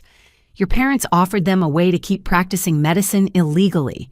Fake credentials, front companies, kickback schemes. He emailed me records while we talked. The screen filled with claim after claim treatments for conditions I'd never had at clinics I'd never visited. Physical therapy in Scottsdale, psychiatric treatment in Miami, pain management in Seattle. My fake medical self had been busier than my real self. The psychiatrist particularly interests us, Jeffries continued. Dr. Raymond Chen, deceased since 2019, but his credentials were used for your supposed twice-weekly therapy sessions. Those claims alone totaled $300,000. Wait, I said, recognizing the name. Chen. My mother always said we couldn't use that name because of a distant relative who disgraced the family. Dr. Chen lost his license for overprescribing opioids. Before he died, he was involved in several pill mills. We believe your parents had access to his credentials through those illegal operations. The implications hit me. Were they involved in drug trafficking? We can't prove direct involvement, but the connections are suspicious. Several prescriptions were written in your name for controlled substances. Did you ever receive unusual pharmacy calls or packages? Never. I don't even take aspirin regularly.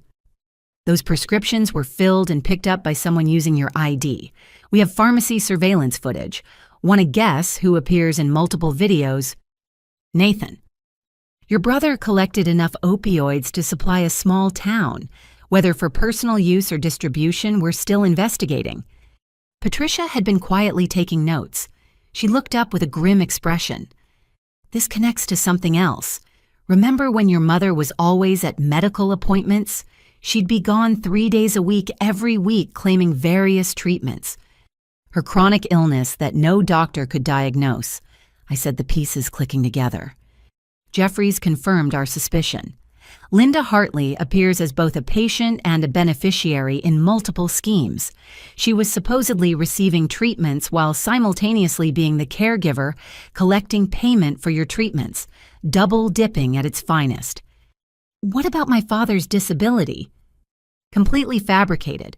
We have video surveillance from multiple locations showing him engaging in activities impossible for someone with his claimed conditions. Golf tournaments, tennis matches, even helping load furniture. His Dr. Surprise is part of the same network of suspended providers. He sent more files. Photos of my father at country club events dated during periods when he was supposedly bedridden. Medical records showing treatments for a spinal condition that should have left him partially paralyzed, contrasted with images of him doing yard work.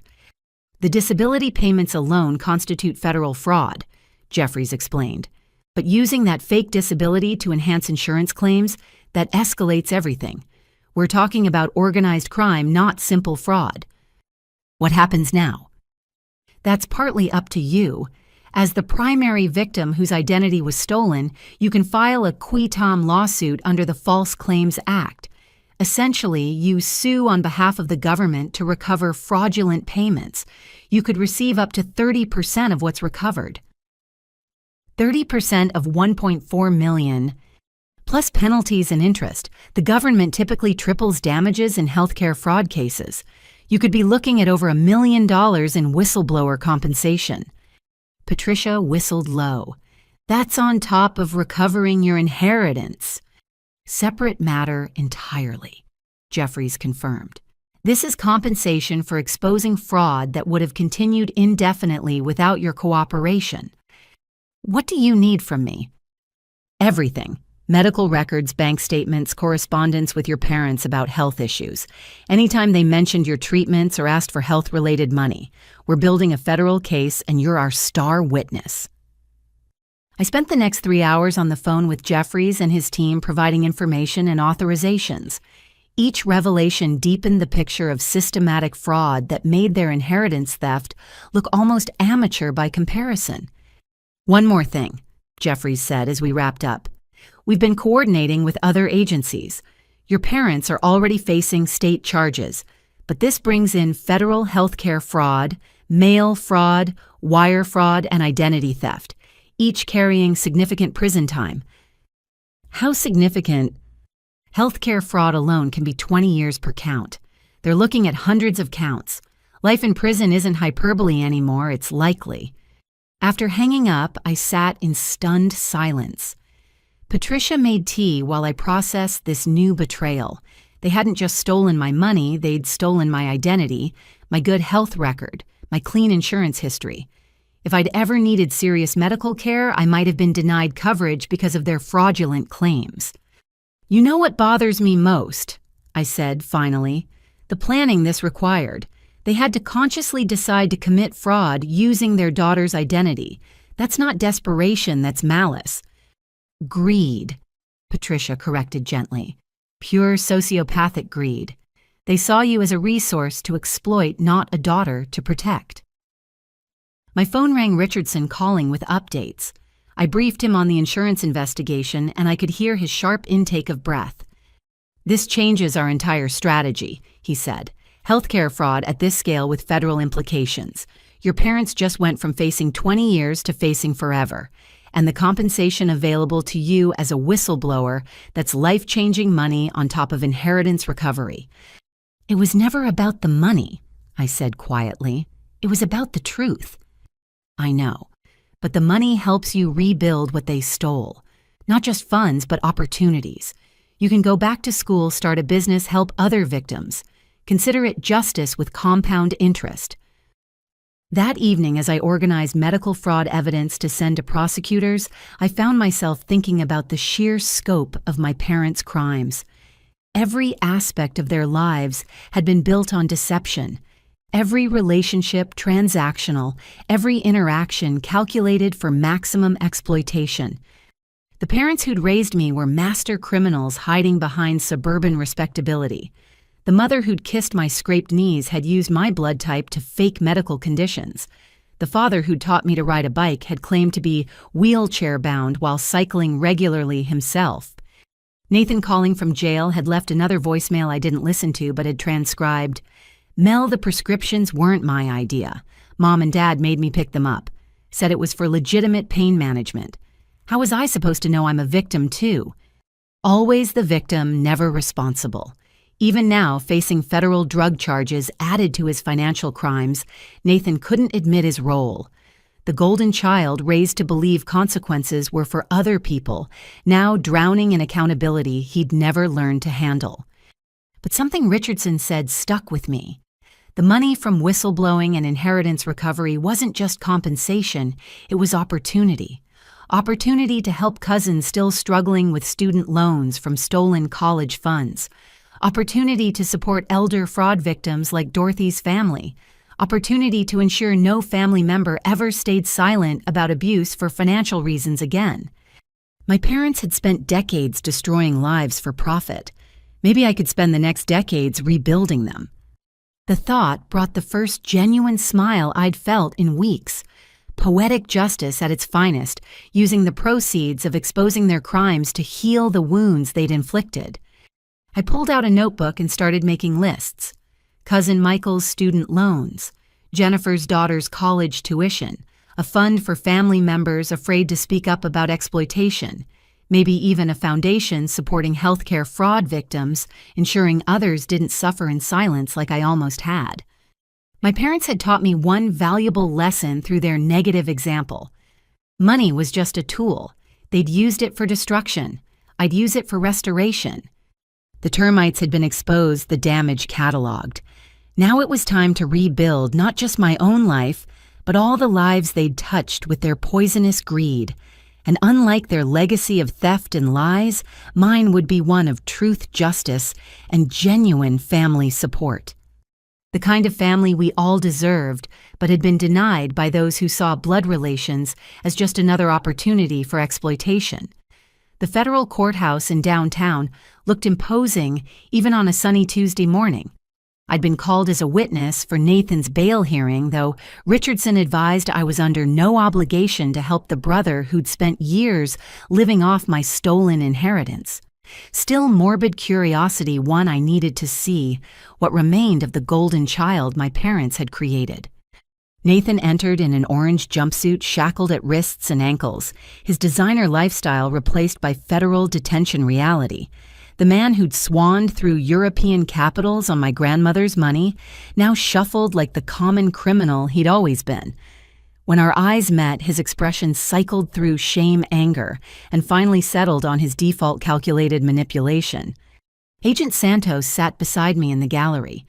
He's been trying to make deals since the moment we arrested him, offering information on everyone except himself.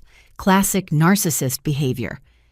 The prosecutor, a no-nonsense woman named Janet Morrison, laid out the charges: money laundering, wire fraud, identity theft, drug trafficking, conspiracy to commit international financial crimes.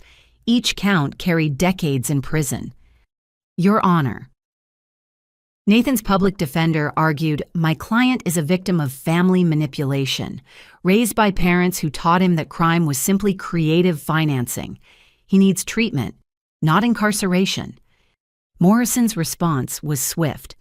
The defendant is 32 years old enough to know that creating shell companies to launder money for international criminals is illegal, old enough to understand that collecting prescriptions in his sister's name constitutes identity theft. This isn't youthful ignorance, it's calculated criminality. Then came the surprise witness. A young woman I didn't recognize took the stand, identified as Maria Constance, not Agent Santos's alter ego, but another woman entirely. Nathan's face went pale.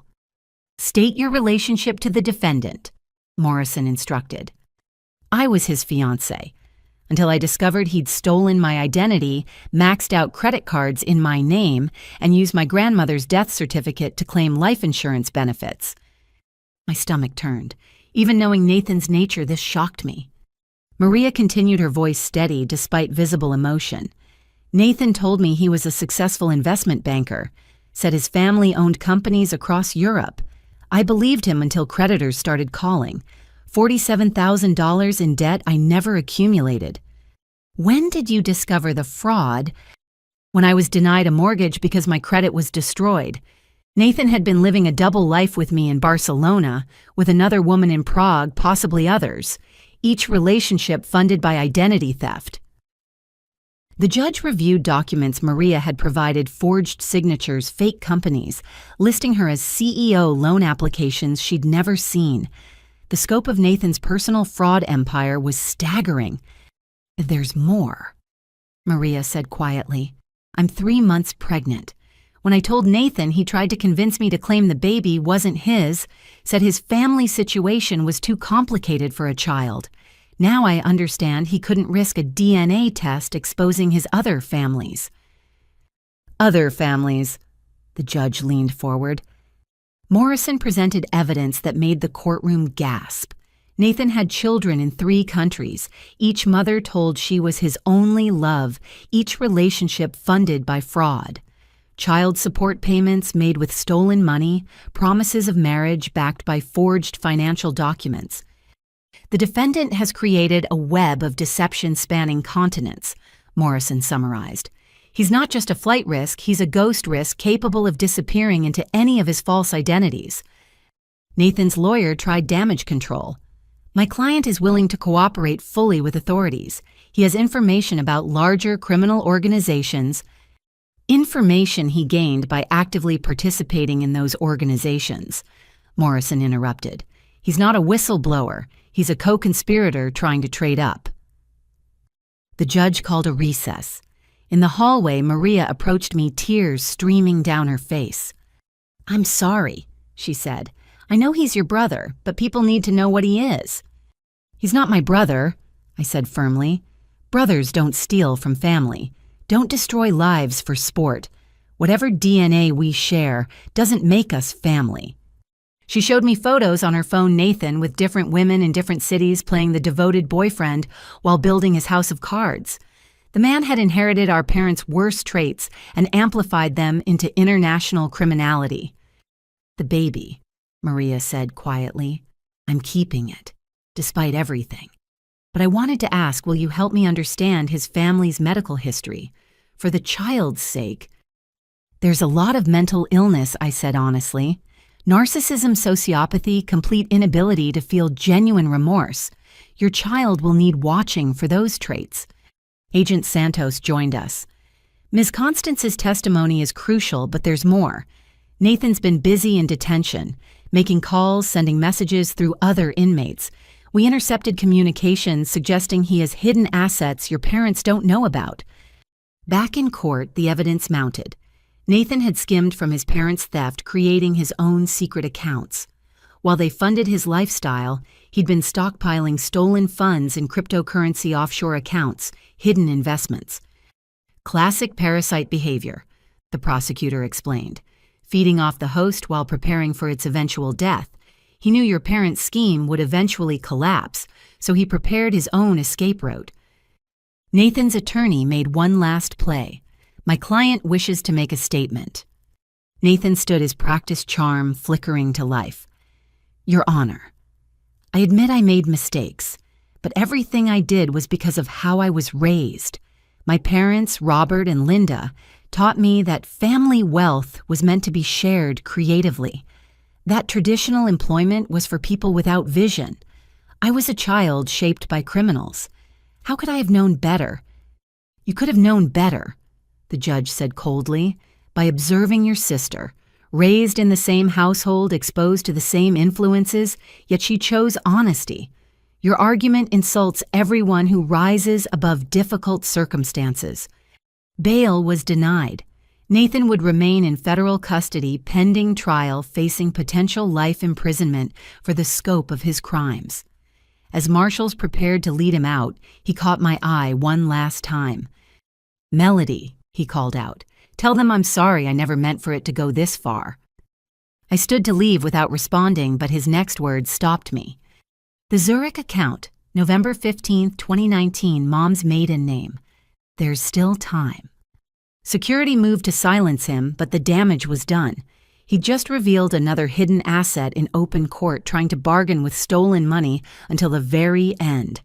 Even facing life in prison, Nathan couldn't stop scheming. In the parking garage, Agent Santos briefed me on their next steps. Swiss authorities were already cooperating, but that admission helps. We'll freeze any accounts connected to that date and name combination. "How much money are we talking about?" "Based on his activities, millions. Your parents stole from family, but Nathan stole from criminals. That takes a special kind of stupid courage." Maria waited by my car, looking lost. "I don't know what to do. Where to go? My family disowned me for dating outside our faith. I have nothing." I thought about cycles, how abuse created abusers, how victims became victimizers, how family patterns repeated unless someone chose differently. Maria's child would be born into a legacy of crime and deception just as I had been, but it didn't have to define them. "There's a guest house on my friend Patricia's property," I heard myself saying. "You could stay there until you're settled. The baby deserves a chance at normal, even if their father never had one." Maria's tears started fresh. "Why would you help me? I was going to marry the man who stole from you." "Because someone has to break the cycle. My grandmother tried with her will. Patricia tried by gathering evidence. Now it's my turn. That baby is my cousin regardless of Nathan's crimes. Family protects family the real way, not the twisted version I was taught." That evening, Patricia welcomed Maria warmly, immediately shifting into caretaker mode. Watching them prepare the guest house, I felt something I hadn't experienced in months: hope for the future, rather than anger at the past. Richardson called with updates. Nathan's admission in court was a gift. Swiss authorities found 4 accounts totaling $8.7 million, all traceable to money laundering operations. He wasn't just a participant, he was management. $8 million stolen on top of what my parents took. Your brother was playing in the major leagues while your parents thought he was in Little League. The full scope of his crimes is still being uncovered. Interpol is now involved. I sat on Patricia's porch that night processing the day's revelations. Nathan hadn't just followed in our parents' footsteps, he'd surpassed them. While they stole from family and insurance companies, he'd graduated to international crime syndicates and identity theft rings. Yet somewhere in Barcelona, Prague, and who knew where else children bore his DNA. Innocent lives who would grow up with the burden of their father's legacy, just as I had. The cycle threatened to continue unless someone intervened. I want to establish trust funds, I told Patricia, for Nathan's children, all of them, however many there are. Education money that can't be touched by anyone but them, administered by trustees who actually have integrity. That's generous considering. It's not generous, it's necessary. Those children didn't choose their father any more than I chose my parents. But maybe with education and opportunity, they can choose differently. Maria joined us on the porch wrapped in a blanket despite the warm evening. I listened to the news coverage. They're calling Nathan a mastermind. That's not who I knew. He was charming, funny, seemingly devoted. How did I miss it? Because he learned from experts, I said. My parents wore masks for 30 years. Nathan just perfected the technique. The man you loved was a character he played scripted for maximum manipulation. Don't blame yourself for believing a performance crafted by professionals. Will it ever stop hurting? Patricia answered before I could. The sharp pain fades. The disappointment lingers but transforms. Eventually, you'll be grateful you discovered the truth before wasting more years on lies. Truth hurts, but it's a clean pain. Deception is a poison that kills slowly. We sat in companionable silence, 3 women brought together by one family's web of lies. Tomorrow would bring more revelations, more legal proceedings, more untangling of Nathan's international deceptions. But tonight we were building something new. Not the family Nathan had collected through fraud and abandonment, but a chosen family based on truth and mutual support. Maria would have her baby here surrounded by people who understood the weight of toxic legacy but refused to let it define the future. Nathan would spend decades in prison, his children would grow up without him, and somewhere my parents would learn their golden child had betrayed them just as they'd betrayed everyone else. The irony wasn't lost on me. They'd created Nathan in their image and he'd exceeded their wildest expectations. The protege had surpassed the masters, leaving destruction across continents instead of just counties. But every criminal empire eventually falls, and from those ashes, with enough courage and support, something better could grow, something honest, something real, something worth being family for. The text arrived on a Thursday morning, sent from my mother's lawyer's phone. Your parents request a family meeting to discuss resolution. Olive Garden on Maple Street, 2 p.m. Saturday. They promise to apologize and make things right. Please consider attending for closure. Richardson advised against it immediately. It's a trap. They're desperate, and desperate people do dangerous things. But something in me needed to see them one last time, to look them in the eyes knowing everything I now knew, to hear what possible explanation they could offer for decades of theft and betrayal. I'll go, I decided, but not alone, and not without protection. Saturday arrived gray and drizzling, fitting weather for what promised to be a disaster. I entered the restaurant with Patricia beside me and Richardson, waiting in his car outside, ready to document anything that happened. Agent Santos had wanted to provide security, but I'd refused. This needed to be family only, or what was left of it. My parents sat in a corner booth, and I almost didn't recognize them. The months since their arrest had aged them dramatically. My father's golf tan had faded to prison pallor, his expensive clothes replaced by an ill-fitting suit that screamed, "Public Defender's Suggestion." My mother looked smaller, her perfectly styled hair now gray at the roots, her designer facade crumbling like everything else they'd built on lies. But it was the third person at their table that made me stop short. A man I didn't recognize, mid-40s, with an expensive suit and the kind of aggressive confidence that marked him as either a salesman or a criminal. Sometimes both. Melody. My mother stood reaching out as if to hug me before Patricia's stern look stopped her. "Thank you for coming. This is Mr. Harrison, our new financial advisor." "I thought you were broke," I said, not bothering with pleasantries as I slid into the booth across from them. "That's what we need to discuss," my father said, his usual commanding tone replaced by something almost pleading. "There's been a misunderstanding about our assets. Mr. Harrison has found some irregularities in the prosecution's case." Harrison smiled, all teeth and no warmth. "Ms. Hartley, I specialize in asset recovery and financial rehabilitation. Your parents have hired me to help resolve this unfortunate family dispute." "This isn't a dispute," I said flatly. "It's a criminal prosecution. They stole millions." "Allegedly," Harrison corrected. "And that's where things get interesting. You see, I've reviewed the financial records and there's significant evidence that you've been hiding assets yourself. Offshore accounts, cryptocurrency holdings, suspicious transfers, all very concerning." I actually laughed. "Are you seriously trying to flip this on me? I worked 60-hour weeks while they spent my inheritance. What offshore accounts could I possibly have?" Harrison pulled out a folder with the theatrical flair of someone used to intimidation tactics. "These documents suggest otherwise. Bank records showing transfers to accounts in your name in the Cayman Islands, cryptocurrency wallets receiving funds from questionable sources, even connections to Nathan's European operations." Patricia leaned forward, examining the papers with her accountant's eye. "These are forgeries. Good ones, but forgeries. The account numbers don't match international banking standards. The dates correspond to when Melody was working documented overtime shifts. This is amateur hour." "Amateur or not," my father interjected, his mask finally slipping to reveal the calculating criminal beneath mud sticks. "How would your employer react to investigations into your finances? How would your reputation survive even unfounded allegations?" "Ah," I said, understanding dawning. "Extortion. You're attempting to blackmail me with fabricated evidence.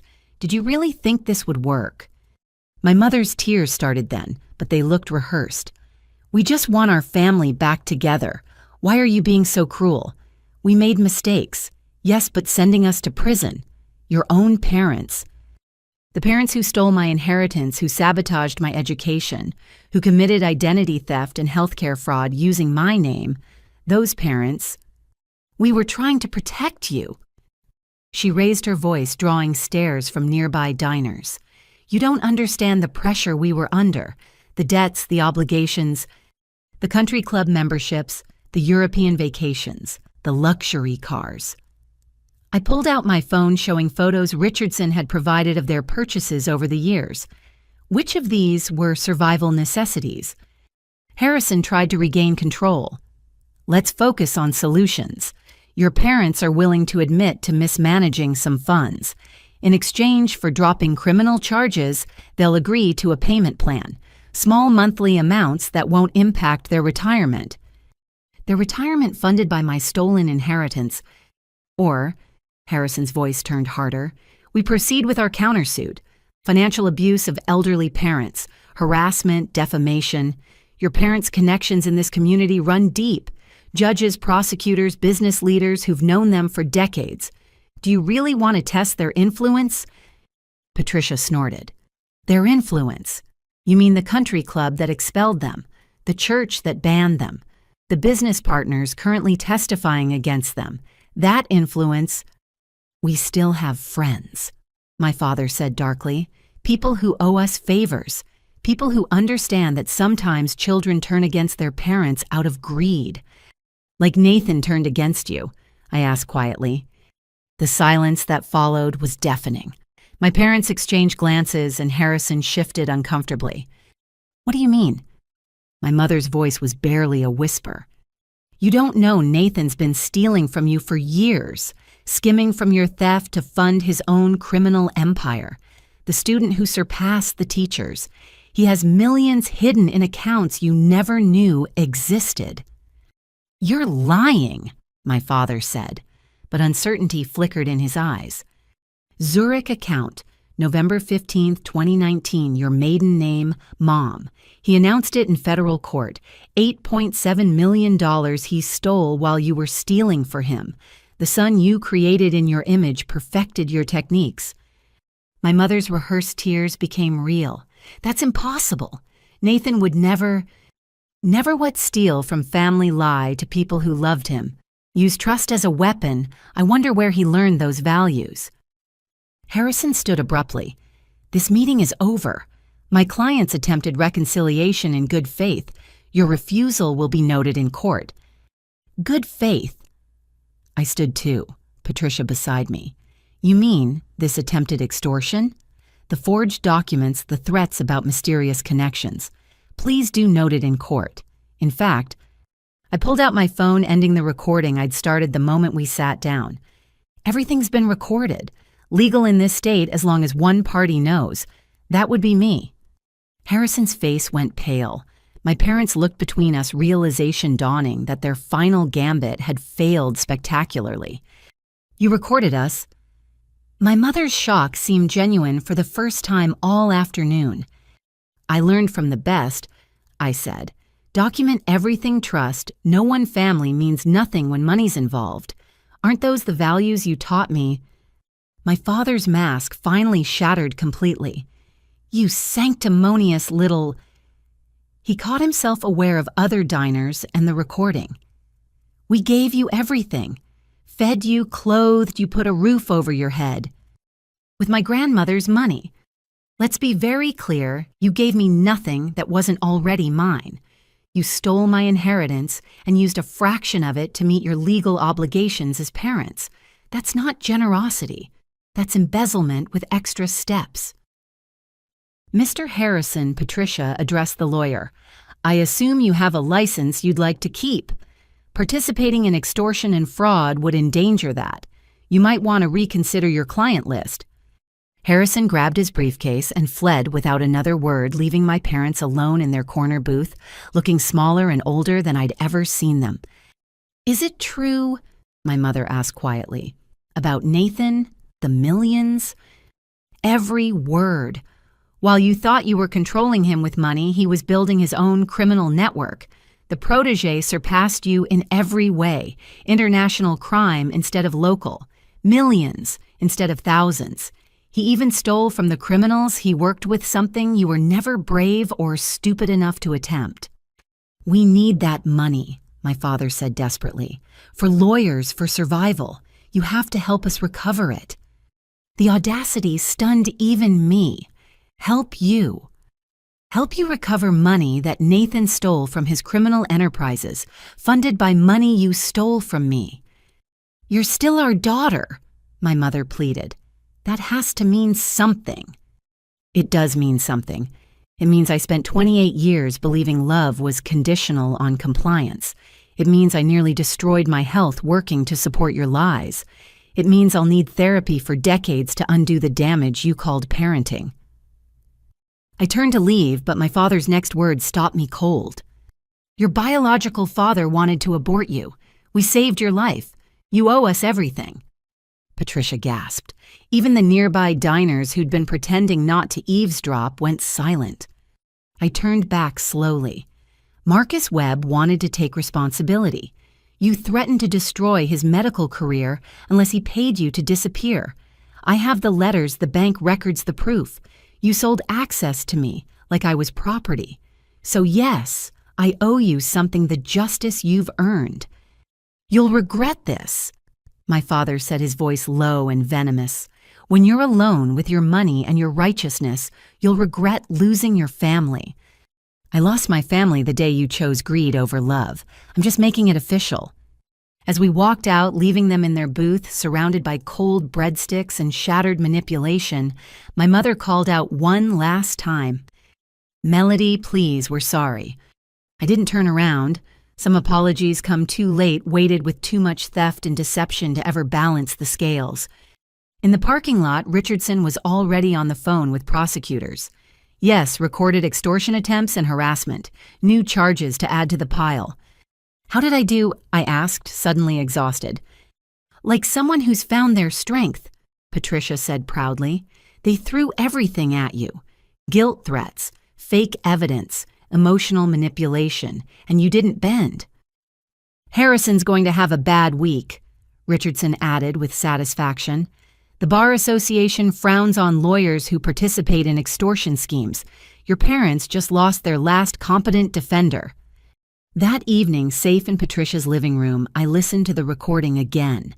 Every threat, every manipulation tactic, every desperate attempt to regain control. It was like listening to strangers. These couldn't be the people who'd raised me, who'd attended my school plays and birthday parties. But of course they were. They'd always been these people. I'd just been too young, too trusting, too desperate for their love to see it. Maria joined us, her pregnancy now showing. I heard about the meeting. Are you okay? I'm free, I said, surprised to find it was true. For the first time in my life, I'm completely free of them. What happens now? Richardson had the timeline memorized. Arraignment next week for the new charges. Trial in 4 months for the main fraud case. With today's evidence, we're looking at additional counts of conspiracy extortion and witness intimidation. Your parents just added years to their eventual sentences. And Nathan, still trying to make deals from federal detention, offering information on everyone except himself. The prosecutors aren't buying what he's selling anymore. I thought about the family meeting disaster, how it had revealed the final truth. They weren't capable of remorse, only regret at being caught. Every apology came with conditions, every admission with deflection. But their biggest miscalculation was thinking I was still the compliant daughter who'd handed over her paycheck without question. That girl had died the day I discovered the inheritance theft. In her place stood someone forged by truth and strengthened by justice. My phone buzzed with a text from an unknown number, probably another flying monkey sent by my parents to guilt or threaten me. But when I opened it, I found something unexpected. Ms. Hartley, my name is Jennifer Walsh. I'm Nathan's daughter from Dublin. I'm 17 and just learned who my father really is. Could we talk? I need to know if I'm destined to become like him. Another victim of my family's poison reaching out for hope. Another chance to break the cycle. I showed the message to Patricia and Maria. Looks like we might need a bigger guest house. Or a better family, Maria suggested. The kind that helps instead of hurts. I typed my response to Jennifer. You're not destined to become anyone but yourself. And yes, we should talk. You have family here who understands. Real family. The disaster of a meeting had tried to pull me back into old patterns of guilt and obligation. Instead, it had freed me to build something new, a family based on choice, rather than chromosomes honesty, rather than manipulation support, rather than exploitation. My parents could keep their threats and schemes. I had something more valuable, the truth and the courage to live it. The safety deposit box felt heavier than its small size, suggested weighted with 8 years of secrets. Patricia had kept the key hidden since my grandmother's death, waiting for the moment I'd be strong enough to handle whatever truths lay inside. That moment had finally come. Your grandmother made me promise, Patricia explained as we sat in the private viewing room at First National Bank. She said I'd know when you were ready, when you'd broken free enough to understand. Inside the box, carefully wrapped in tissue paper, lay a stack of letters, photographs, and documents that would rewrite everything I thought I knew about my family history. The first letter, dated just weeks before her death, was addressed to me in my grandmother Eleanor's distinctive handwriting. My dearest Melody. I read aloud, my voice catching on the familiar endearment. If you're reading this, then Patricia has deemed you ready for the complete truth. By now you've discovered the theft, the lies, perhaps even the depth of your parents' greed. But there's more. So much more that I couldn't tell you while alive, bound as I was by promises and blackmail. Your father isn't just a thief, sweet girl. He's been one since childhood. His first victim was his own father, my husband Charles. The construction business Robert claims he inherited Charles built it from nothing, only to watch his son systematically destroy it through embezzlement. When Charles confronted him, Robert let him die. I was there that night. Charles was having chest pains, begging Robert to call an ambulance. Your father sat in his chair counting money he'd stolen from the company safe and watched his father die. Problem solved, he said afterward, as if Charles had been nothing more than an inconvenient obstacle. I wanted to go to the police, but Robert had planned for that. He'd forged documents making it look like Charles was the embezzler, like the stolen funds were hidden gambling debts. If I spoke up, Robert promised to destroy his father's reputation, posthumously. I stayed silent to protect Charles's memory, and I've regretted it every day since. I had to stop reading, my hands shaking. Patricia squeezed my shoulder, her own eyes wet with unshed tears. There's more, she said quietly. Keep going. The next section revealed my mother's entry into the family. Linda appeared like a vulture scenting carrion. She recognized a kindred spirit in Robert, someone who saw relationships as transactions, family, as resources to be mined. Their wedding was a merger of two criminal minds, not a marriage. Together they refined their techniques. Linda brought healthcare fraud expertise from her previous life. Oh yes, she had a first husband who mysteriously died after signing over his life insurance. Robert provided the business structures to hide their theft. They were perfect for each other in the worst possible way. When you were born, I hoped parenthood might change them. I watched for signs of genuine love, of protective instinct, of anything resembling normal parental bonds. Instead, I saw calculation. You were an investment to them, future caregiver, eventual income source, living organ bank if needed. The way they looked at you chilled me to my bones. Photographs spilled out as I reached for the next letter. Images I'd never seen my grandfather Charles, vibrant and healthy, just days before his death. My parents' wedding, where even then their smiles looked like predators who'd successfully cornered prey. But one photo stopped me cold. My grandmother holding an infant me with a man I didn't recognize standing beside her. Tall, distinguished, with kind eyes that looked familiar somehow. That's Marcus Webb, Patricia said softly. Your biological father. He came to see you exactly once when you were 3 weeks old. Your grandmother arranged it secretly. The next letter explained. Marcus loved you, Melody. Despite what Robert told you, despite the lies about him wanting you terminated, Marcus fought for you. He offered to marry Linda, to raise you properly, to give you the life you deserved. But Linda had already set her sights on Robert's inheritance potential. She used her pregnancy to force a payoff, then married Robert for his access to family money. Marcus sent money for 18 years through intermediaries I helped arrange. Every birthday, every Christmas checks would arrive that I'd deposit into a hidden account for your future. Robert discovered it when you turned 18 and stole every penny. $400,000 your biological father had saved for you gone. I confronted Robert, threatened to expose everything. That's when he played his final card. He had photos of Patricia's son, your cousin Daniel, in a compromising situation. Nothing illegal, but enough to destroy Daniel's military career if released. He'd been collecting blackmail material on the entire family for years, preparing for eventual rebellion. Patricia wiped her eyes. Daniel. He died in Afghanistan 2 years later. Never knew his career was saved by Eleanor's silence. More documents emerged, bank records showing the systematic theft, medical files revealing my parents had been testing my tissue compatibility with theirs since childhood, even a private investigator's report tracking their various schemes across state lines. But here's what they never found. The letter continued. The real inheritance. Not just money, though there's plenty hidden where Robert's greed can't reach. The real inheritance is knowledge and the power it brings. Attached are affidavits from witnesses to Robert's crimes spanning 40 years, signed statements about Charles's death, Linda's first husband's suspicious demise, financial fraud dating to Robert's teenage years. I've spent my final years building an airtight case, waiting for someone strong enough to use it. That someone is you, Melody. You have your biological father's integrity and your grandfather Charles's strength. You have something Robert and Linda never possessed, a conscience.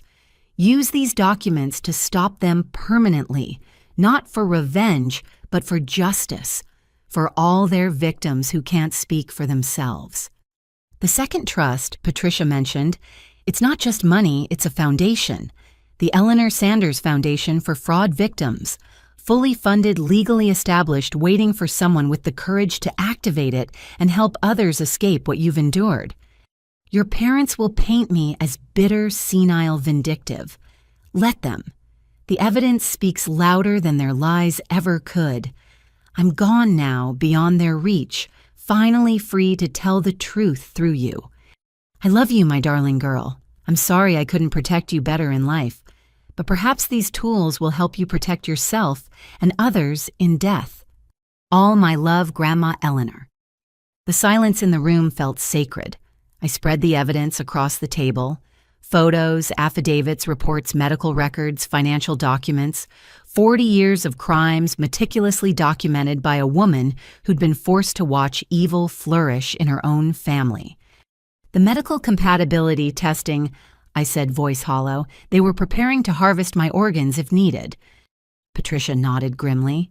Your blood type matches both of theirs perfectly. Bone marrow, kidney, liver, you were their insurance policy. Eleanor found the medical orders in Robert's files. And my grandfather's death. Eleanor had a recording. She'd started documenting everything after Charles grew suspicious. The tape is in a separate safety deposit box, along with other evidence that could be considered illegally obtained. She kept it all separate to protect the legal case. Richardson would need to see everything immediately. The statute of limitations had run out on some crimes, but murder had no expiration date. If we could prove my father had willfully let his own father die... There's one more letter, Patricia said, gently pulling out a smaller envelope. This one's different. My name was written in a different hand, masculine, careful, somehow familiar. My dear daughter, it began, and I knew immediately who'd written it. By the time you read this, I'll likely be gone. Cancer runs in the Webb family, ironic for a doctor who spent his life fighting it. I'm writing this knowing I'll never have the chance to say these words in person, thanks to the devils who raised you.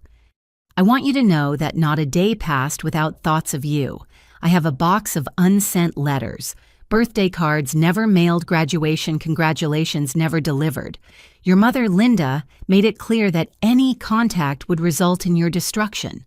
She convinced me that staying away was the only way to protect you.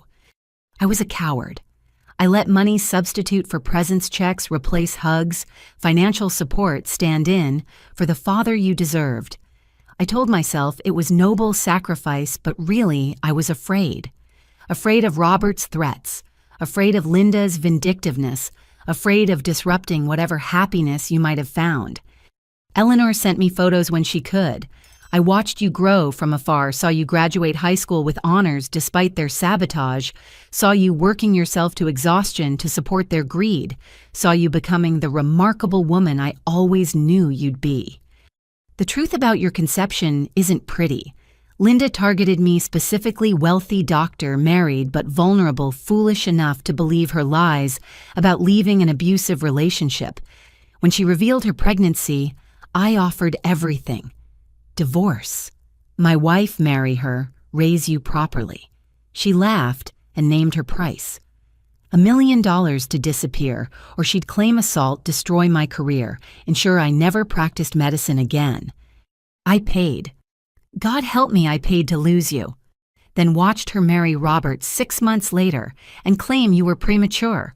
Watched them raise you on stolen money while painting me as the villain who wanted you gone. Your grandmother, Eleanor, was my only connection to you. She shared what she could told me about your kindness, your intelligence, your unbreakable spirit despite their worst efforts. When she told me about their theft, their plans for you, I wanted to intervene.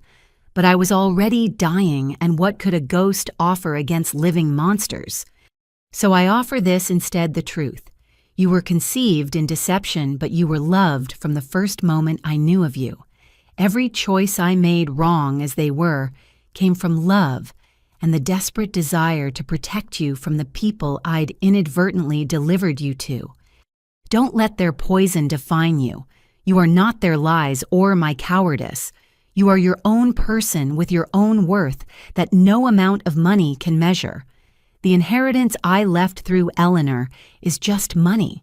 The real gift is your freedom from their influence. Live well, my daughter. Love freely. Trust carefully but completely when you find those worthy of it.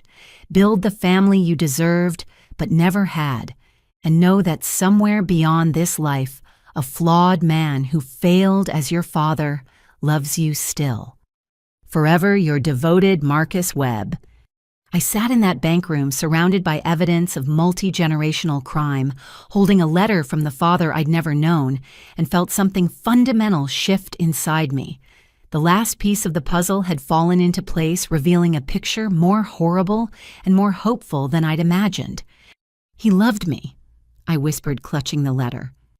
Everyone who truly knew you loved you, Patricia said firmly. Your grandmother, Marcus, me, even some of your cousins, who were too scared to show it. The only people incapable of love were the ones who claimed it most loudly while picking your pockets. What do I do with all this? What Eleanor knew you would. What Marcus hoped you might. You use it to end their reign of terror permanently. Then you build something better on the ashes. That evening, Richardson's entire legal team assembled to review the new evidence. The excitement in the room was palpable, as lawyers who'd thought they had an airtight case realized they now had something unprecedented. Murder charges for Charles's death. Richardson listed pacing excitedly. Additional fraud going back decades. Blackmail, extortion, organ harvesting conspiracy. This is a RICO case on steroids. Your parents aren't looking at 20 years anymore. They're looking at life without parole. And the foundation? I asked. Ready to activate the moment, you say. $20 million in funding, all from legitimate sources Eleanor carefully documented. You could help hundreds of fraud victims rebuild their lives. I thought about all the cousins struggling with debt from stolen college funds, the elderly victims who died in poverty after trusting my parents, Jennifer Walsh, Nathan's daughter, wondering if crime was her genetic destiny, Maria and her unborn child starting over after Nathan's betrayal. Activate it, I decided, but with one change: the Eleanor Sanders Foundation for Family Fraud Victims. Let's be specific about the betrayal we're addressing. That night, I sat in Patricia's guest room reading and rereading my father's letters, both the biological one who'd loved imperfectly from afar and the legal one who'd seen me as nothing but a resource to exploit. Nature versus nurture, genetics versus environment. I'd been shaped by both Marcus's conscience warring with Robert's influence, Eleanor's strength fighting Linda's manipulation. But in the end, neither defined me. I was Melody Sanders. I'd legally changed it that day. Granddaughter of Eleanor, daughter of Marcus, survivor of Robert and Linda's greed. I was building a foundation on the wreckage of family crime, turning blood money into hope for other victims. My phone buzzed with a message from Jennifer Walsh, landed in Boston. Thank you for the plane ticket. Thank you for believing I can be different. Thank you for showing me family can mean something other than exploitation. Another broken bird finding her way to our makeshift nest, another chance to redefine what family meant. I pulled out my laptop and began typing the press release that would accompany the new evidence filing. The world needed to know the full scope of Robert and Linda's crimes. More importantly, their victims needed to know justice was finally coming. Local family's 40-year crime spree, exposed by granddaughter's courage. I typed, then deleted it. Too sensational. Foundation established to help family fraud victims rebuild. I tried again, better, focused on healing rather than harm. As I wrote, I felt my grandmother's presence not ghostly or mystical, just the weight of her love and planning finally bearing fruit. She'd played the long game gathering evidence for decades, waiting for the moment her granddaughter would be strong enough to use it. That moment had come. The final secrets were revealed. The last of their power over me had crumbled with the truth. Tomorrow the world would learn what Eleanor had always known, that Robert and Linda weren't just thieves, but murderers, that their crime spree had lasted longer and cut deeper than anyone imagined. But tonight I sat with my chosen family, Patricia Maria, and soon Jennifer, and felt something my biological parents had never given me: peace. The peace that comes from truth, acknowledged justice pursued, and love freely given, without price tags attached. The grandmother's secret had set me free. Now it was time to free everyone else still trapped in my family's web of lies. The call from Channel 9 News came on a Tuesday morning, 3 days after we'd filed the new evidence with the court. Sarah Chen, their senior investigative reporter, had been following the case since my parents' arrest. Now, with murder charges added to their expanding list of crimes, she wanted an exclusive interview. "Your story has captured national attention," Sarah explained over the phone. "Financial fraud is one thing, but matricide organ harvesting, conspiracies, 4 decades of family exploitation. This is unprecedented. People need to hear from you directly." Richardson initially opposed the idea. "You don't owe the public anything. Let the evidence speak for itself." But I thought about all the silent victims still out there, afraid to speak up about their own family exploitation. If my story could give even one person courage to seek help, the discomfort would be worth it. "I'll do it," I decided. But live, no editing that could twist my words. The studio felt smaller than it looked on television cameras, and lights creating an intimate circle around 2 chairs. Sarah had prepared thoroughly her questions, written on cards she'd shared with me beforehand. No ambushes, just truth. Tonight we have an exclusive interview with Melody Sanders, the woman whose courage exposed one of the most extensive family fraud operations in American history. Sarah began after the introductions. "Melody, thank you for joining us." "Thank you for giving me this platform," I replied, surprised by how steady my voice sounded. "Let's start at the beginning. When did you first realize something was wrong with your family's finances?" I thought back to all the red flags I'd ignored or rationalized. Looking back, there were signs throughout my childhood. College funds that mysteriously vanished, relatives who stopped visiting after financial disagreements, the constant emergencies that only money could solve. But the real awakening came when I questioned a $5,000 emergency charge after they'd just spent $8,000 the month before. That led to you cutting them off financially. Yes, what I didn't know then was that I was cutting off more than just my credit card.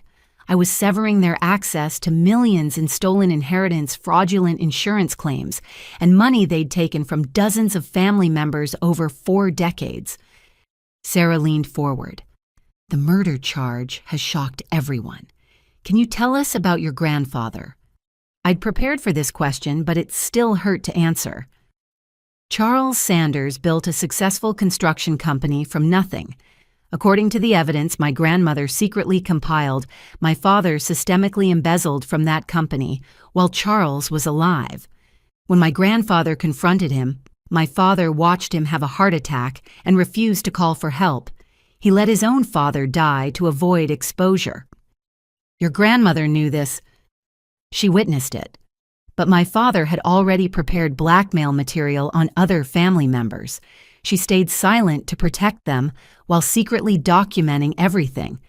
It took 8 years after her death for the truth to come out. Through you. Through me, with help from my Aunt Patricia, and eventually dozens of other family victims who found their courage when they saw my parents in handcuffs. Sarah pulled up a graphic showing the scope of the crimes. 47 family members defrauded, $3.7 million stolen just from relatives, insurance fraud exceeding $1 million. Can you help our viewers understand how they got away with it for so long? They weaponized family loyalty, I explained. In our family, you didn't take relatives to court. You didn't air dirty laundry. You protected the family name even when family was destroying you. They counted on shame and silence to protect their crimes. What about Nathan, your adopted brother? Nathan learned from the masters and exceeded them. While my parents stole locally, he went international. While they targeted family, he targeted everyone. He's currently facing life in prison for money laundering, identity theft, and connections to human trafficking organizations. There have been accusations that you're being vindictive, that this is about inheritance rather than justice. How do you respond? I'd expected this. My parents had been spreading their narrative through whatever channels remained available to them. I discovered recently that my grandmother left me a separate trust my parents never found. I'm already wealthy, independent of recovering what they stole. This isn't about money, it's about stopping predators who happen to share my DNA. Speaking of DNA, the revelation about your biological father has added another layer to this story. Marcus Webb was a good man who made one mistake trusting my mother. She targeted him specifically for his wealth, then extorted him when she became pregnant. He spent 18 years trying to provide for me from a distance, while my parents stole every penny he sent. Sarah's expression softened. He died before you could meet him. But he left me letters, evidence of his love and his regret. That's more than my legal parents ever gave me besides trauma and debt. Let's talk about the foundation you've established. The Eleanor Sanders Foundation for Family Fraud Victims. We provide legal resources, counseling, and financial support for people exploited by their own relatives. In our first week, we've received over 300 applications for help. That many. Family financial abuse is more common than people realize. It's just hidden by shame and misplaced loyalty. We're trying to break that silence.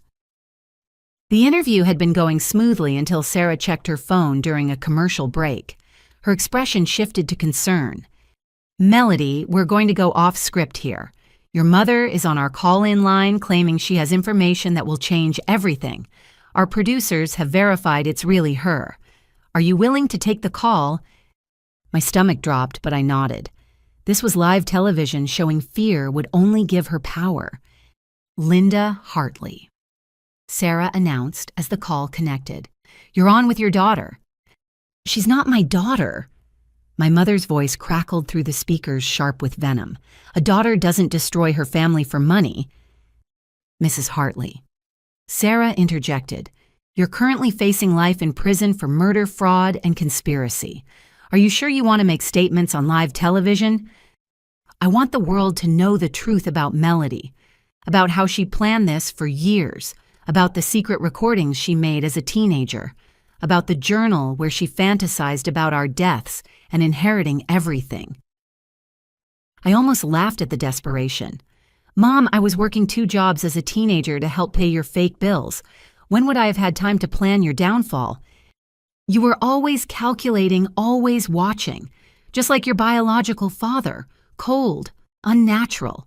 We tried to raise you right, but bad blood will tell.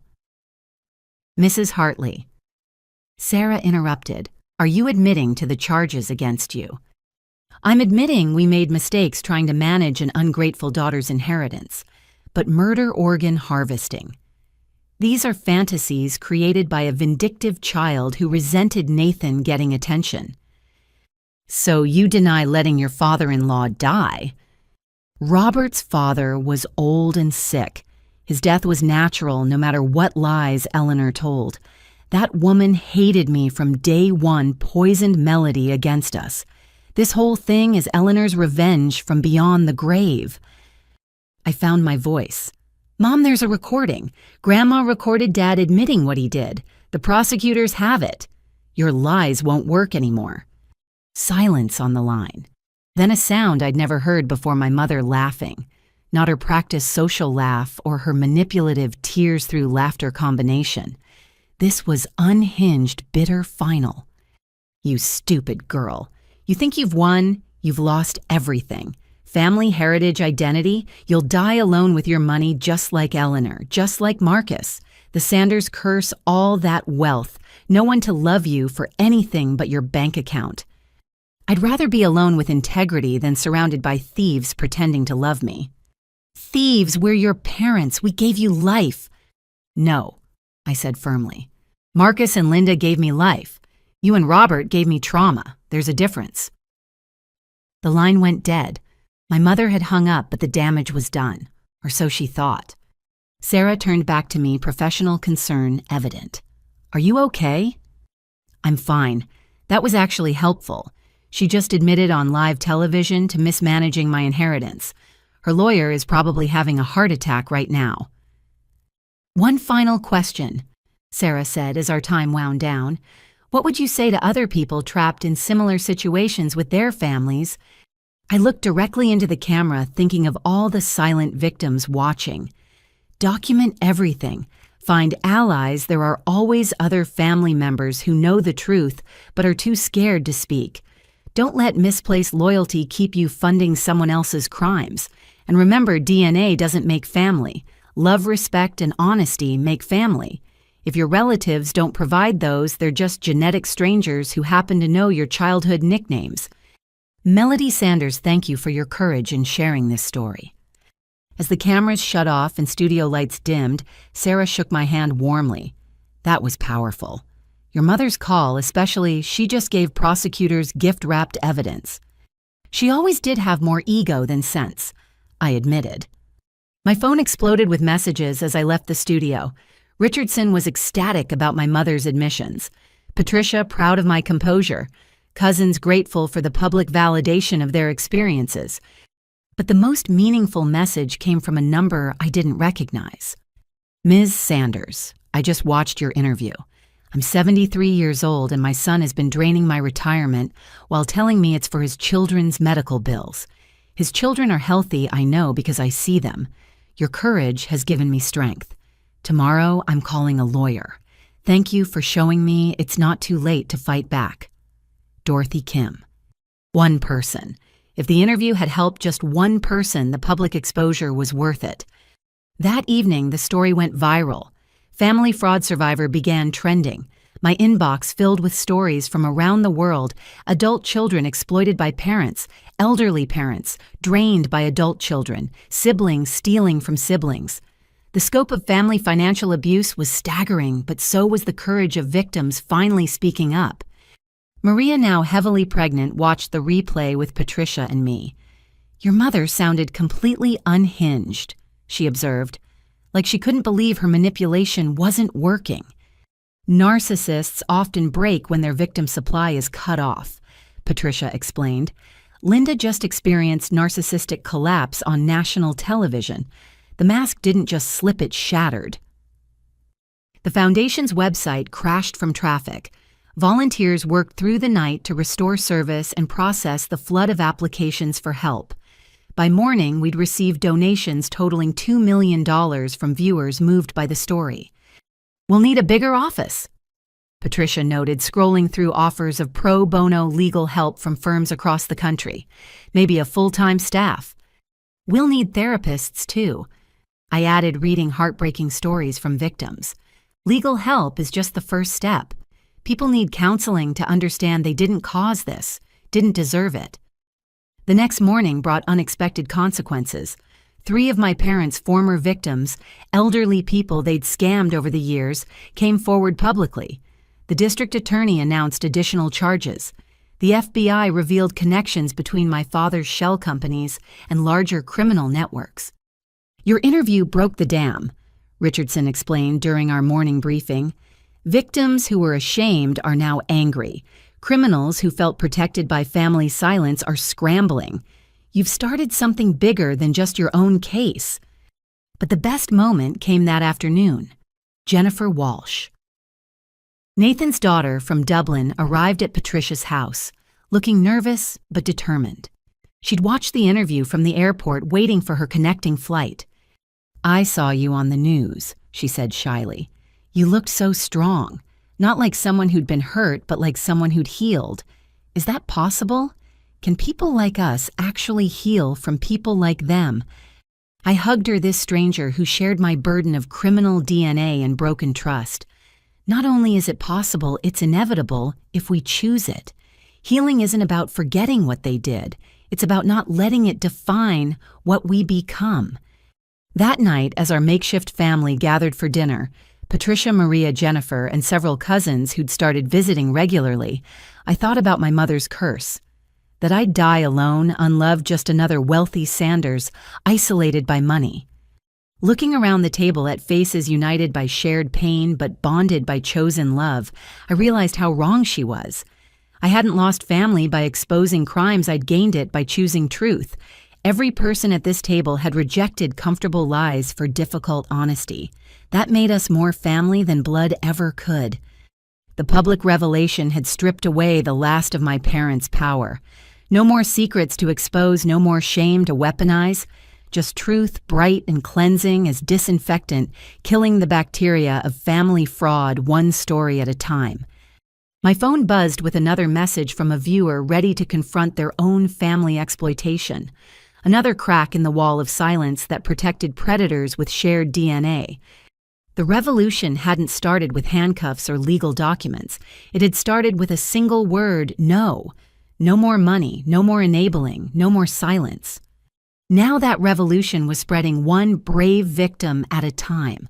The courthouse steps were packed with media when we arrived for the first day of trial. What had started as a family dispute over inheritance had exploded into one of the most watched criminal cases in the state's history. Court TV had requested cameras in the courtroom. Publishers wanted book rights. Hollywood producers circled like well-dressed vultures. But I kept my focus on what mattered: justice for 40 years of victims. Inside, the courtroom filled quickly. The left side held a small army of prosecutors, FBI agents, and boxes of evidence that required multiple carts. The right side looked sparse. My parents, with their public defenders, isolated and diminished. They'd aged another decade in the months since arrest. My father's commanding presence had shriveled to defensive hunching. My mother's perfect facade had crumbled entirely, leaving someone I barely recognized. Orange jumpsuits had a way of stripping away pretense. All rise for the Honorable Judge Patricia Blackwood presiding. Judge Blackwood commanded the room, immediately a small woman with sharp eyes that missed nothing. She'd built her career prosecuting financial crimes before ascending to the bench. My parents couldn't have drawn a worse judge for their case. We're here for case number 2025 CF-847 State versus Robert and Linda Hartley. Charges include first-degree murder, aggravated theft exceeding $5 million, insurance fraud, tax evasion, identity theft, and 37 additional counts of financial crimes spanning 40 years. Lead prosecutor Janet Morrison stood. Your Honor, the state will show that the defendants orchestrated a 4-decade criminal enterprise that destroyed dozens of lives, culminated in murder, and would have continued indefinitely without the courage of their daughter, Melody Sanders, in exposing their crimes. Objection. My father's lawyer protested weakly. Prejudicial characterization. Overruled. Proceed, Ms. Morrison. The prosecution's opening statement was devastating. Morrison laid out the timeline with surgical precision from my grandfather's death, through decades of family exploitation, to the recent attempts at witness intimidation. She painted my parents as calculating predators who viewed even their own child as a resource to exploit.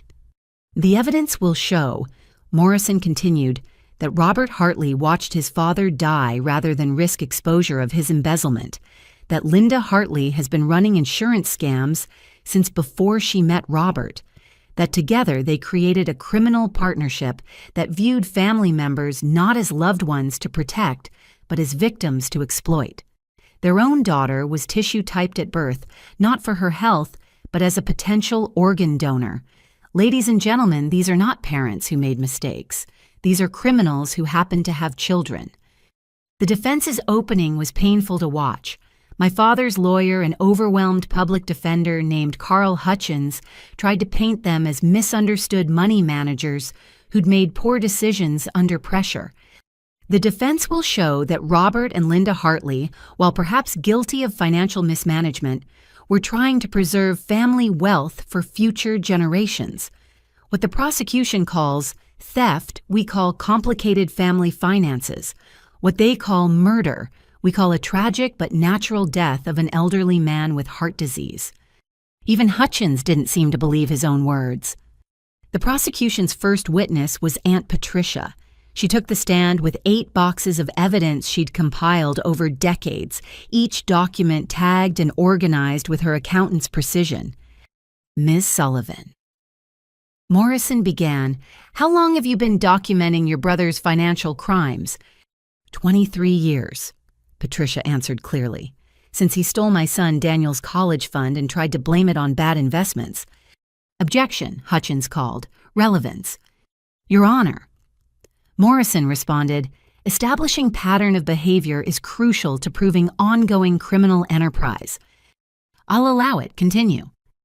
Patricia walked the jury through decades of family gatherings that were actually hunting expeditions, how my parents would identify vulnerable relatives, elderly aunts, grieving widows, young adults with inheritances, and systematically separate them from their money.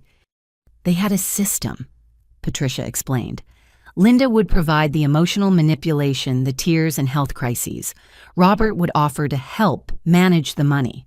Within months, accounts would be emptied and victims would be too ashamed to complain." "How many victims did you identify?" 47 family members that I can document. Probably more who never came forward." The defense's cross-examination only made things worse. Every question Hutchins asked opened doors for Patricia to provide more damaging details. By the time she stepped down, several jurors were visibly disgusted. The next witness changed everything. Eleanor's estate lawyer, Frederick Hammond, who'd been forced into hiding by my father's threats, but had emerged when he learned of the arrests. "Mr. Hammond," Morrison asked, "why didn't you report the irregularities in Eleanor Sanders' estate when she died?" "Robert Hartley made it clear that if I tried, he'd destroy my practice. He had photos manufactured, but convincing, that suggested I'd been embezzling from clients. He said he'd release them unless I stayed quiet about the missing funds." "So you allowed the theft to continue?" "To my eternal shame, yes. But I also documented everything, hoping someday someone would be brave enough to use it." He gestured to me. That day finally came. Hammond's evidence was damning. Secret recordings of my father threatening him, bank records showing systematic looting of the estate, even emails where my parents discussed how to keep me from discovering the theft until they could drain the accounts completely. On day 3, the medical evidence emerged. Dr. Sarah Chen, no relation to the reporter, testified about the insurance fraud, her voice clinical, but clearly appalled. The defendants filed claims for over 200 procedures that never occurred. They created an entire false medical history for their daughter, chronic conditions. She doesn't have treatments, she never received surgeries that never happened. They even claimed she'd had a kidney removed and sold the supposed medical debt to collection agencies. "I still have both kidneys," I muttered to Richardson, who squeezed my hand. "The most disturbing part," Dr. Chen continued, "was the tissue typing. Medical records show Melody was tested for organ compatibility with both parents at age 3, 7, 12, and 16. No medical reason existed for these tests. The only logical conclusion is they were assessing her value as a potential donor." My mother broke her courtroom silence, then sobbing loudly. "We just wanted to be prepared in case of emergency." Judge Blackwood's gavel cracked. "The defendant will remain silent unless testifying." The prosecution saved their most powerful evidence for day 4, the recording of my grandfather's death. Eleanor had hidden it in a separate safety deposit box with instructions for it to be released only if criminal charges were filed. The courtroom fell silent as we heard Charles Sanders' voice, weak but clear. "Robert, please. Call 911, my chest. I can't breathe." Then my father's voice, cold and calculating. "You should have minded your own business, old man. A few more minutes and your interference ends permanently." "You're killing me." "No, your heart is killing you. I'm just choosing not to interfere with nature. Big difference, legally speaking." The recording continued for 12 agonizing minutes. Charles begging. Robert counting money from the safe he'd just emptied. The old man's breathing becoming more labored. Then silence. "Finally," my father's voice concluded. "Now to call the ambulance and play the grieving son." Several jurors were crying. One had to be excused to compose herself. My mother stared at my father like she was seeing him for the first time. The defense barely tried to cross-examine the authenticity of the recording. What could they say? The voice analysis had confirmed it was Robert. The timeline matched perfectly with the reported death. The safe mentioned had been found empty despite Charles's meticulous records, showing it should have contained $100,000. On day 5, I took the stand. Morrison had prepared me well, but facing my parents while testifying felt like walking through emotional quicksand. "Ms. Sanders, tell us about the night you discovered your inheritance had been stolen." I walked the jury through that horrible evening at Patricia's house, the dawning realization that my entire life had been built on lies, the discovery that my exhaustion, my poverty, my missed opportunities all had been orchestrated by the people who claimed to love me most. How did that make you feel? Like I'd been hollowed out. Everything I thought I knew about myself, my family, my failures, all of it was fabrication. They didn't just steal money. They stole my identity, my education, my future, and tried to convince me it was my fault for not being good enough. Yet you survived, thrived even. How I had examples of real love. My grandmother, who protected me even from beyond death. My Aunt Patricia, who risked everything to gather evidence. My biological father, who sent support even though he couldn't send himself. I learned that DNA doesn't make someone family. Choice does. I chose to reject their poison and seek justice instead. The cross-examination was brutal. Hutchins, desperate for any foothold, attacked my character, my motives, my mental state. "Isn't it true you were always jealous of Nathan?" I envied the love my parents showed him. I didn't know then it was purchased with stolen money. "You cut them off financially without warning." I ended my enabling of their criminal enterprise. That's not cruelty, that's sanity. "You're enjoying this revenge, aren't you?" "No, I'm grieving. Grieving the parents I thought I had, the childhood I deserved, the family that should have been. But grief doesn't mean I should allow their crimes to continue." When Hutchins finally finished, Morrison had one redirect question.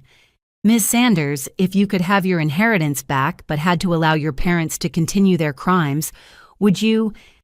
"Never. The money means nothing compared to stopping them from creating more victims.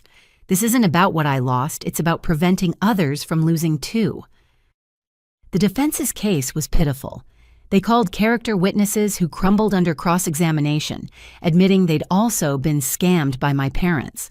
They tried to introduce doubt about the recording's authenticity until the prosecution's expert demolished their claims.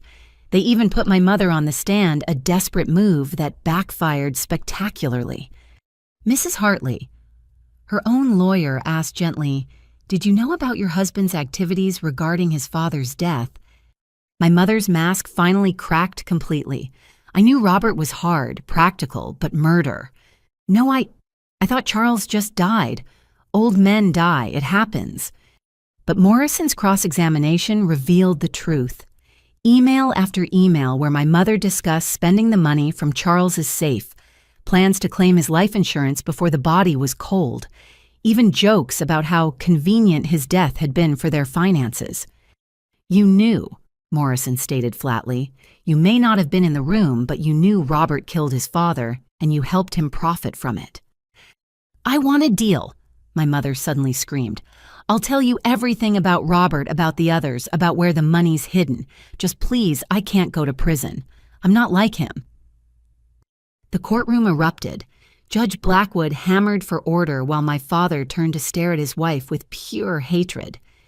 "You stupid woman," he snarled before his lawyer could stop him. "You think they'll save you? You're as deep in this as I am." "I was just following your lead. You threatened me too. Said you'd kill me like you killed Charles if I didn't comply." Judge Blackwood cleared the court, but the damage was done. In trying to save herself, my mother had confirmed every prosecution claim and added new ones. The jury deliberated for exactly 93 minutes, barely enough time to elect a foreman and vote on the dozens of charges. On the charge of murder in the first degree, we find Robert Hartley guilty. On the charge of conspiracy to commit murder, we find Linda Hartley guilty. The litany continued through all 47 charges, guilty on every single count. Judge Blackwood didn't hide her satisfaction. Robert and Linda Hartley, you have been found guilty of crimes that shock the conscience. You turned family into a hunting ground. You murdered for money. You viewed your own child as spare parts. In my 20 years on the bench, I have never encountered defendants more deserving of the maximum sentence.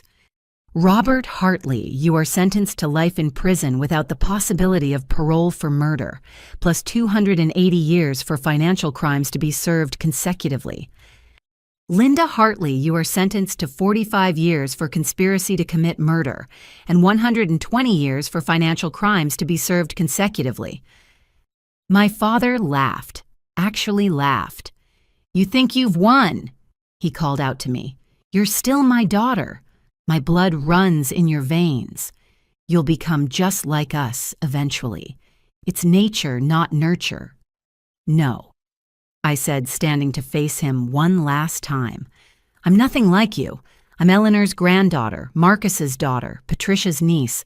I'm the collection of everyone who loved me despite your efforts to isolate me. Your blood means nothing. Your influence is over.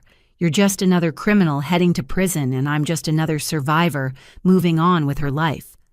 The marshals led them away, my mother sobbing, my father still ranting about blood and destiny and inheritance. The courtroom slowly emptied until only the prosecution team, Patricia, and I remained. How do you feel? Morrison asked gently. Free, I answered honestly. For the first time in my life, completely free. Outside, the media waited for statements. Richardson handled most of it, but I stepped to the microphones for one message. Today, justice was served for 40 years of victims. But this isn't the end, it's the beginning. The Eleanor Sanders Foundation will continue helping families trapped in cycles of financial abuse. No one should suffer in silence because their abuser shares their DNA. Thank you to everyone who supported us. Thank you to the jury for seeing the truth. And thank you to my grandmother who made this day possible by believing justice would eventually come. That evening, our extended chosen family gathered at Patricia's house. Cousins who'd testified Maria with her newborn son Jennifer, who'd watched the trial every day, and dozens of others connected by shared survival rather than blood. To Eleanor. Patricia raised her glass. Who knew that truth planted deep enough would eventually bloom? To Eleanor, we echoed. The verdict couldn't restore stolen years or resurrect dead dreams. It couldn't give Michael his college experience or Dorothy her dignified retirement. But it could do something almost as valuable, prove that family criminals weren't untouchable, that DNA wasn't destiny, and that sometimes, against all odds, justice actually prevailed. The courtroom victory was complete. Now came the harder task, building lives worth living on the ashes of what they'd tried to destroy. The conference room at Richardson & Associates had transformed into my unofficial headquarters. 6 months after the verdict, with my parents beginning their life sentences and Nathan's trial approaching, I could finally focus on building rather than battling. The foundation has received over 3,000 applications. Patricia reported spreading documents across the table.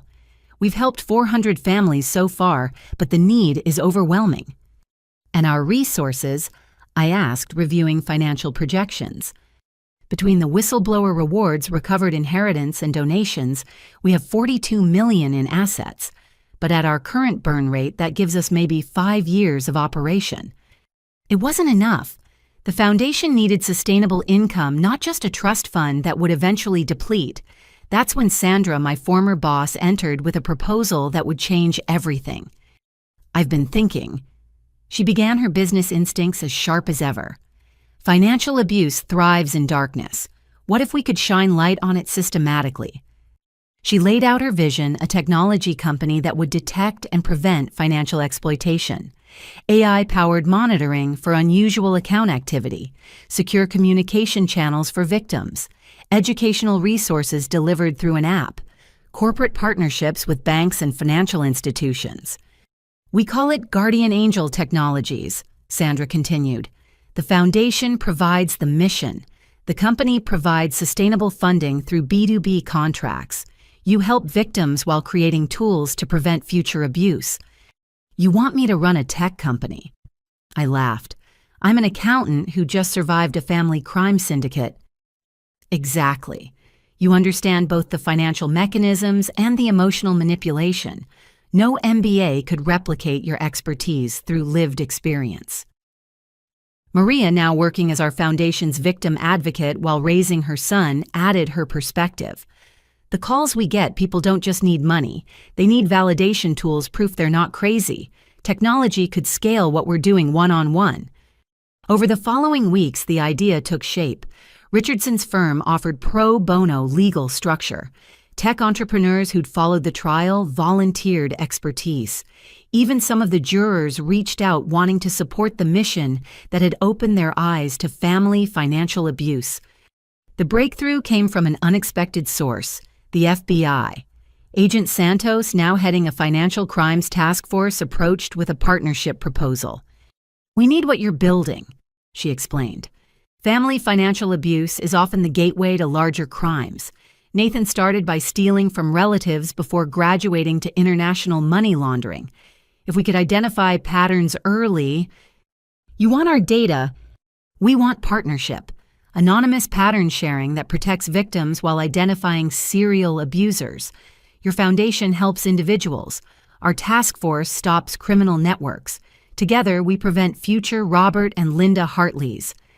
Within 3 months, Guardian Angel Technologies incorporated with a unique structure, 51% owned by the Eleanor Sanders Foundation, ensuring profits would always serve the mission. Sandra as CEO, bringing business acumen. Me as president, providing subject matter expertise. Patricia as CFO, because I'd never trust finances to anyone else. Our first product launched quietly, a secure app where users could document financial interactions with family members, upload a text demanding money.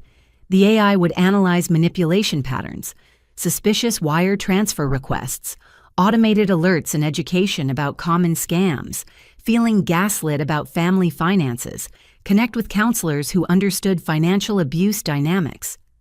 The response exceeded our wildest projections. 10,000 downloads in the first week, 50,000 by month's end. Banking partners lined up wanting to integrate our detection algorithms. Insurance companies saw the value in preventing fraud before claims were filed. But success brought unexpected challenges. A lawsuit arrived from an organization calling itself Families First Federation, which investigation revealed was funded by several convicted financial abusers, trying to suppress tools that would expose their methods. "They're scared," Richardson observed with satisfaction. "Criminals rely on shadows. You're installing floodlights." The legal attack backfired spectacularly. Media coverage of the lawsuit brought massive attention to our work. Downloads spiked to 500,000. Major tech investors approached smelling both profit and purpose. The most surreal moment came when Jennifer Walsh, Nathan's daughter, presented her own innovation during our weekly team meeting. She'd been quietly learning to code while living with Patricia, channeling her fear of inherited criminality into creation.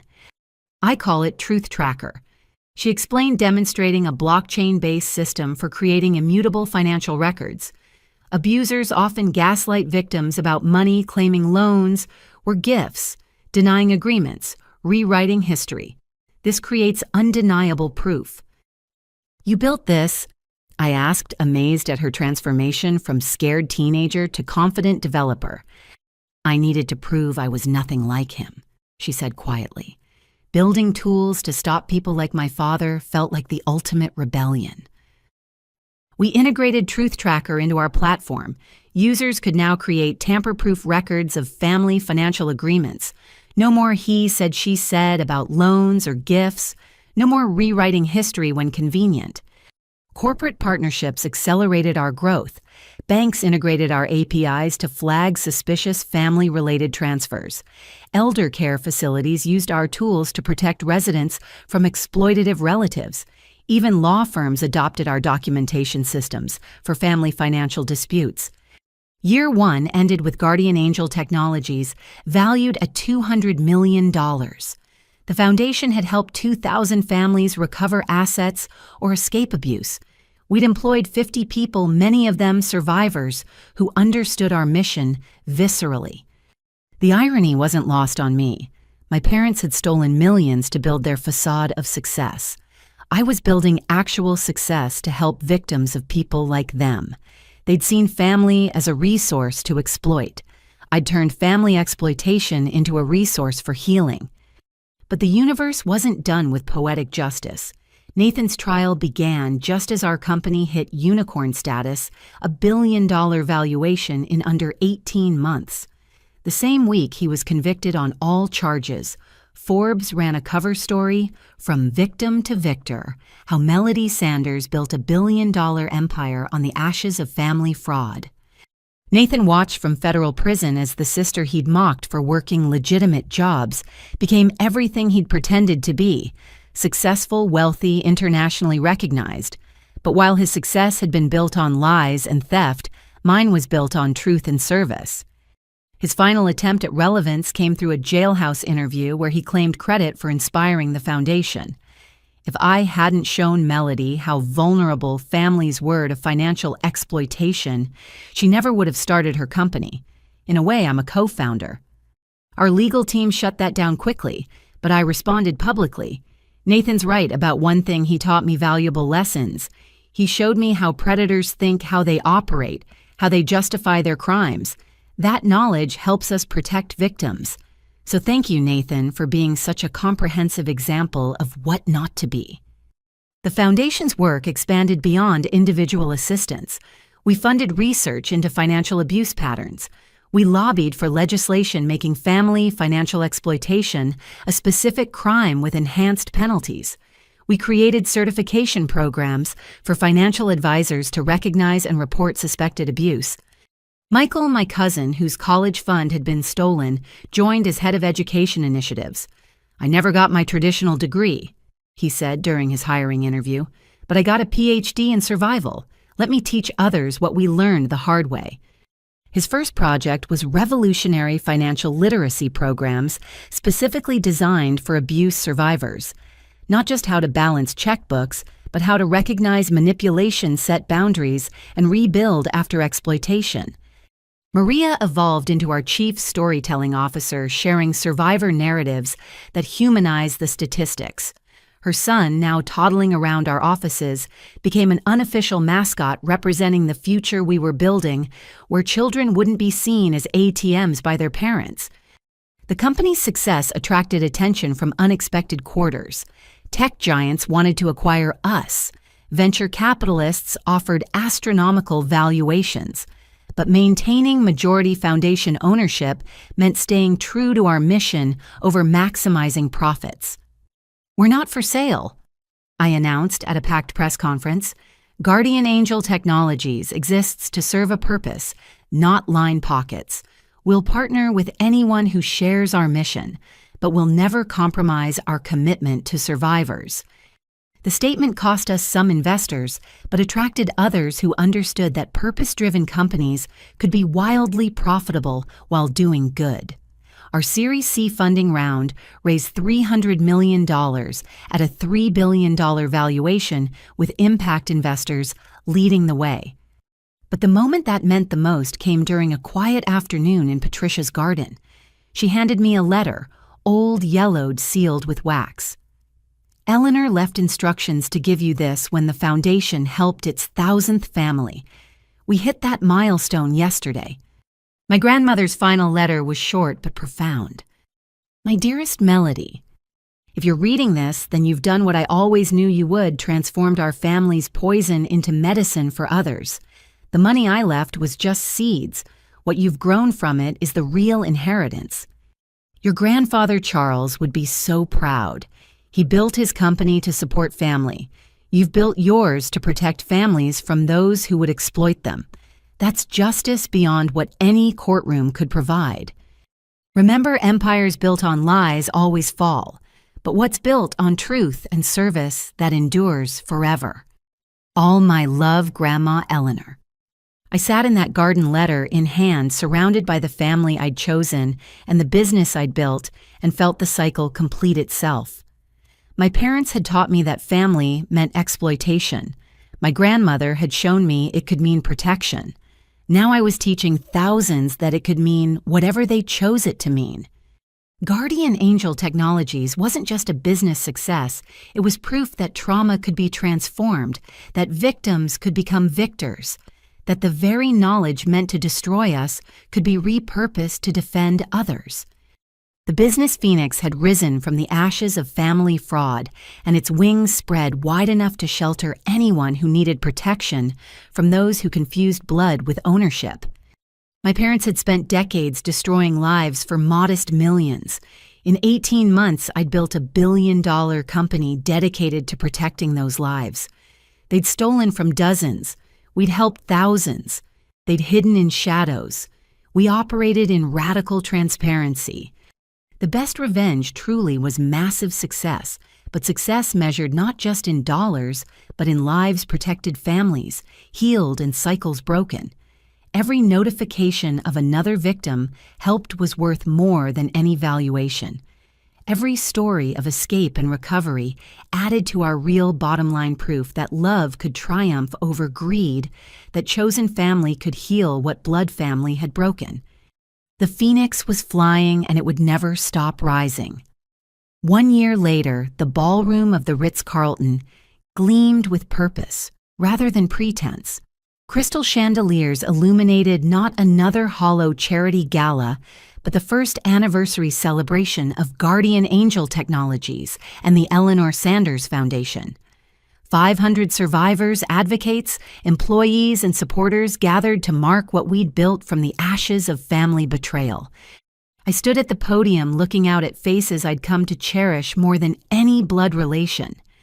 Patricia sat at the head table, her silver hair styled elegantly pride, radiating from every line of her face. Sandra, our CEO, reviewed notes for her speech about our expanding international operations. Maria bounced her son Thomas on her knee, the child who'd never know his father, but would never lack for family. 1 year ago, I began my voice carrying clearly through the room. We launched with a simple mission to protect families from financial predators, especially those who share their DNA.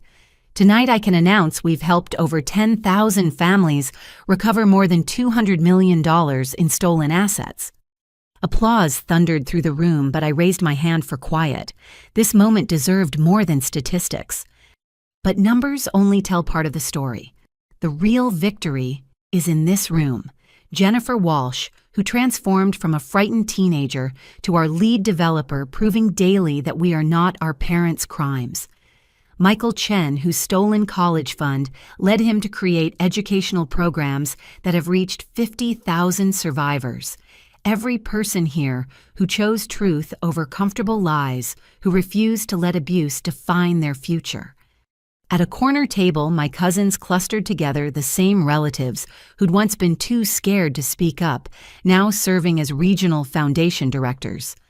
Uncle Robert had become our senior advisor on elder financial abuse, his experience with my father's blackmail making him uniquely qualified to spot manipulation tactics.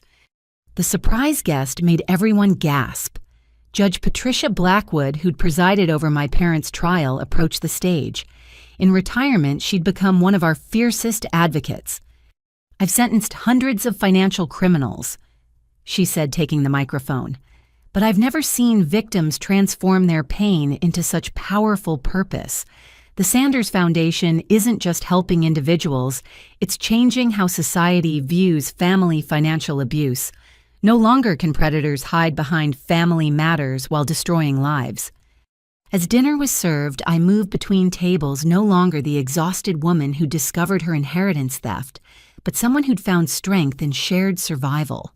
At every stop, another story of transformation.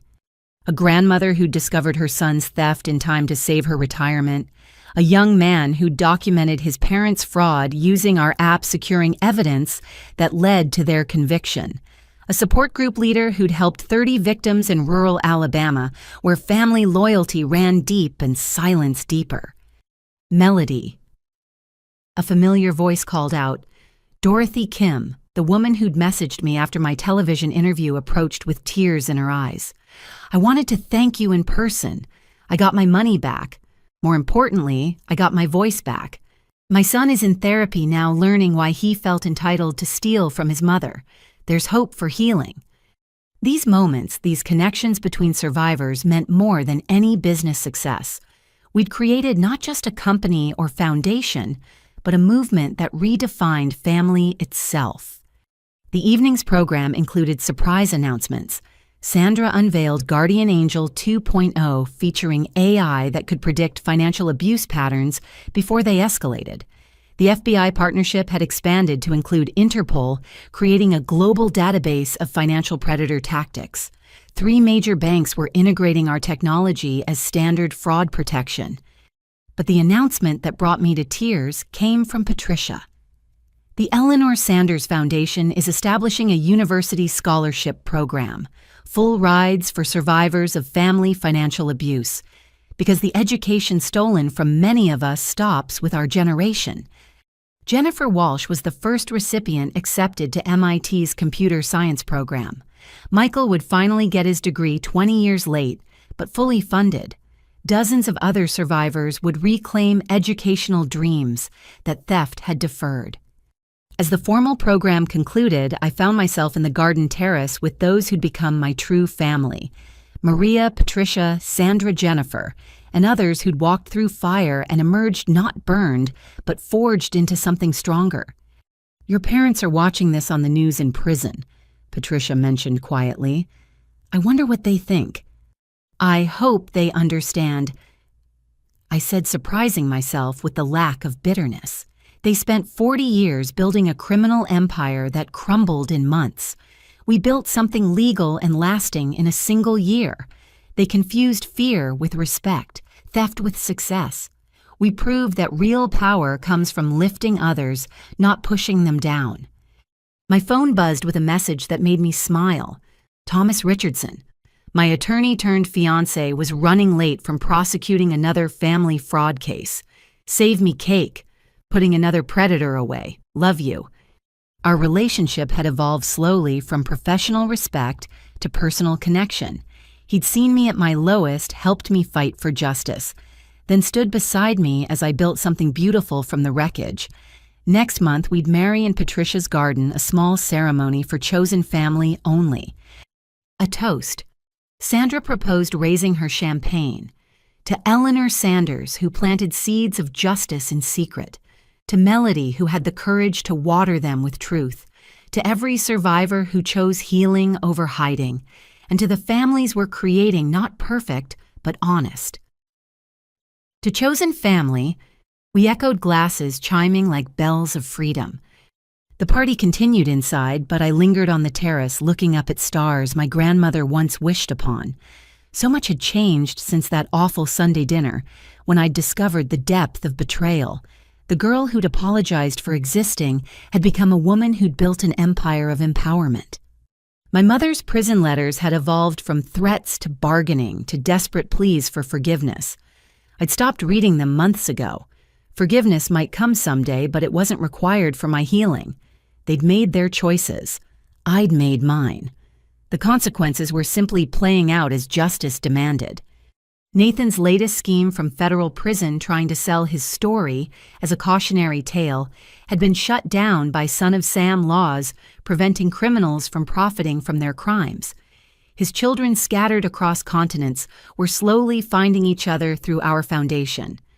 Jennifer had become their unofficial big sister, proving daily that DNA wasn't destiny. "There you are," Thomas said, wrapping his arms around me from behind. "Sorry I'm late, but you'll appreciate this. The couple we prosecuted today tried to claim they were inspired by your parents' methods, studied the trial transcripts like a how-to manual. Did it work?" "They're looking at 30 years because they didn't realize we've gotten very good at recognizing the patterns. Your foundation's research helps secure the conviction. Every criminal who tries to copycat your parents just proves how valuable your work is." We stood together watching the city lights twinkle below. Somewhere in federal prison, my parents existed in the consequences of their choices. Somewhere across the globe, Nathan's victims were rebuilding with our help. And here, in this moment, surrounded by love that expected nothing but gave everything, I was home. The Foundation's motto, emblazoned on banners throughout the ballroom, captured what we'd learned. Family isn't blood, it's choice, commitment, and care. My biological parents had given me DNA and trauma. My chosen family had given me healing and purpose. The trade-off hadn't been equal, it had been magnificently in my favor. As we rejoined the celebration, I caught sight of myself in a mirror. The woman reflected back looked nothing like the exhausted girl who'd worked 2 jobs to fund her parents' lies. This woman stood tall, dressed not in designer clothes bought with stolen money, but in simple elegance purchased with earned success. Her eyes held strength instead of fear, wisdom instead of confusion, love instead of obligation. "Ready for your closing speech?" Sandra asked. I nodded, returning to the podium for final words that had been building for a year. Someone recently asked what message I'd send to families dealing with financial abuse. Here it is. You deserve love that doesn't come with a price tag. You deserve support that doesn't require suffering. You deserve family that builds you up instead of breaking you down for parts. If your blood family can't provide that, build your own. Find your people among survivors and supporters. Create bonds based on mutual respect rather than manipulation. Choose connections that nourish rather than drain. The family that tried to destroy me made me believe I was worthless. The family I chose showed me my worth was infinite and non-negotiable. That's the transformation available to every person brave enough to say no more to abuse and yes to healing. Guardian Angel Technologies will continue growing, protecting families worldwide. The Eleanor Sanders Foundation will keep fighting for survivors. But our greatest success won't be measured in dollars saved or predators caught. It will be measured in lives reclaimed, in cycles broken in children who grow up knowing that love shouldn't hurt and family shouldn't steal. To those still trapped, help exists. You're not crazy. You're not alone. You're not obligated to fund someone else's life at the expense of your own. To those who've escaped, your story matters. Your healing inspires others. Your choice to rebuild proves that survival is possible and thriving is achievable. And to those who think blood entitles them to exploit family, your time is ending. Technology is exposing your tactics. Law enforcement is recognizing your patterns. Society is rejecting your justifications. The shadows where you operate are disappearing. Thank you all for proving that families can be sanctuaries instead of crime scenes. Together, we're rewriting the definition of kinship itself. The standing ovation lasted 5 minutes. But the real triumph was in the hundreds of faces beaming back at me, survivors who'd become thrivers, victims, who'd become victors, individuals who'd become a movement.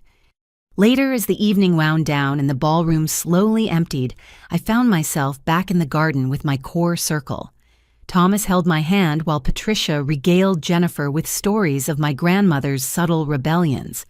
Maria taught her son to say, "family," and his tiny voice wrapping around the word felt like prophecy. "What's next?" Sandra asked, already thinking 3 moves ahead. "Global expansion, legislative change, maybe a documentary to reach those still suffering in silence." I paused, then smiled. "But tonight we just celebrate how far we've come." My phone buzzed with one final message of the evening, a notification from our app. Another family had just been helped, another cycle broken, another survivor starting their journey toward healing. The ripples of our work spreading ever outward, touching lives we'd never meet but would forever impact. The true family I'd found wasn't perfect. Patricia still worried too much. Sandra occasionally pushed too hard. Maria sometimes retreated into protective silence. Jennifer fought daily battles against inherited shame. But we showed up for each other without price tags, supported without scorekeeping, loved without conditions. My parents had asked, "What did we get for raising you?" The answer was simple, exactly what they'd earned. Prison sentences for crimes, isolation born from betrayal, legacy of cautionary tales. But the question they should have asked was different. What did we miss by seeing our daughter as a resource instead of a person? They missed this, the joy of watching someone you love succeed, the pride of contributing to another's growth, the wealth that comes from connections rather than collections, the immortality found in positive impact rather than stolen assets. They missed the chance to be part of something beautiful instead of architects of something ugly. They missed love that multiplies when shared rather than diminishes when spent. They missed family, real family, the kind worth choosing, worth building, worth protecting. But I hadn't missed it. I'd found it in courtrooms and boardrooms, in late-night strategy sessions, and tearful support groups in every survivor who'd reached out and every advocate who'd stood up. Blood had made me vulnerable to predators. Choice had made me powerful enough to stop them. And love, the real kind, the kind that gives without calculating returns, had made me wealthy beyond any inheritance. The card had stopped working because I'd started working on myself. What they'd lost wasn't just money, it was their daughter. But what I'd found was priceless. My worth, my voice, my purpose, and my people. The family I'd built from the ashes of the one that burned me was more than worth the fire I'd walked through to find them. And together we'd make sure others could find their way through the flames too, into the clear, honest light of chosen love and earned trust. This was my inheritance, my legacy, my true family fortune, the unbreakable bonds forged by shared survival and mutual support. No one could steal it, counterfeit it, or claim it wasn't earned. It was mine, theirs, ours forever. If this story resonated with you, if you've experienced family financial abuse or know someone who has, I want to hear from you. Share your thoughts in the comments below. How did you find the strength to break free? What would you tell someone still trapped in these situations? Please like this video if it touched your heart and subscribe to our channel for more stories of survival justice and triumph over family exploitation. Share this with anyone who needs to hear that they're not alone, that family abuse isn't normal, and that freedom is possible. Thank you for listening to my journey. Remember, you deserve love without price tag support, without suffering, and family that builds rather than breaks. Your worth is non-negotiable, and your story matters. Until next time, stay strong, stay wise, and know that chosen family is often the truest family of all.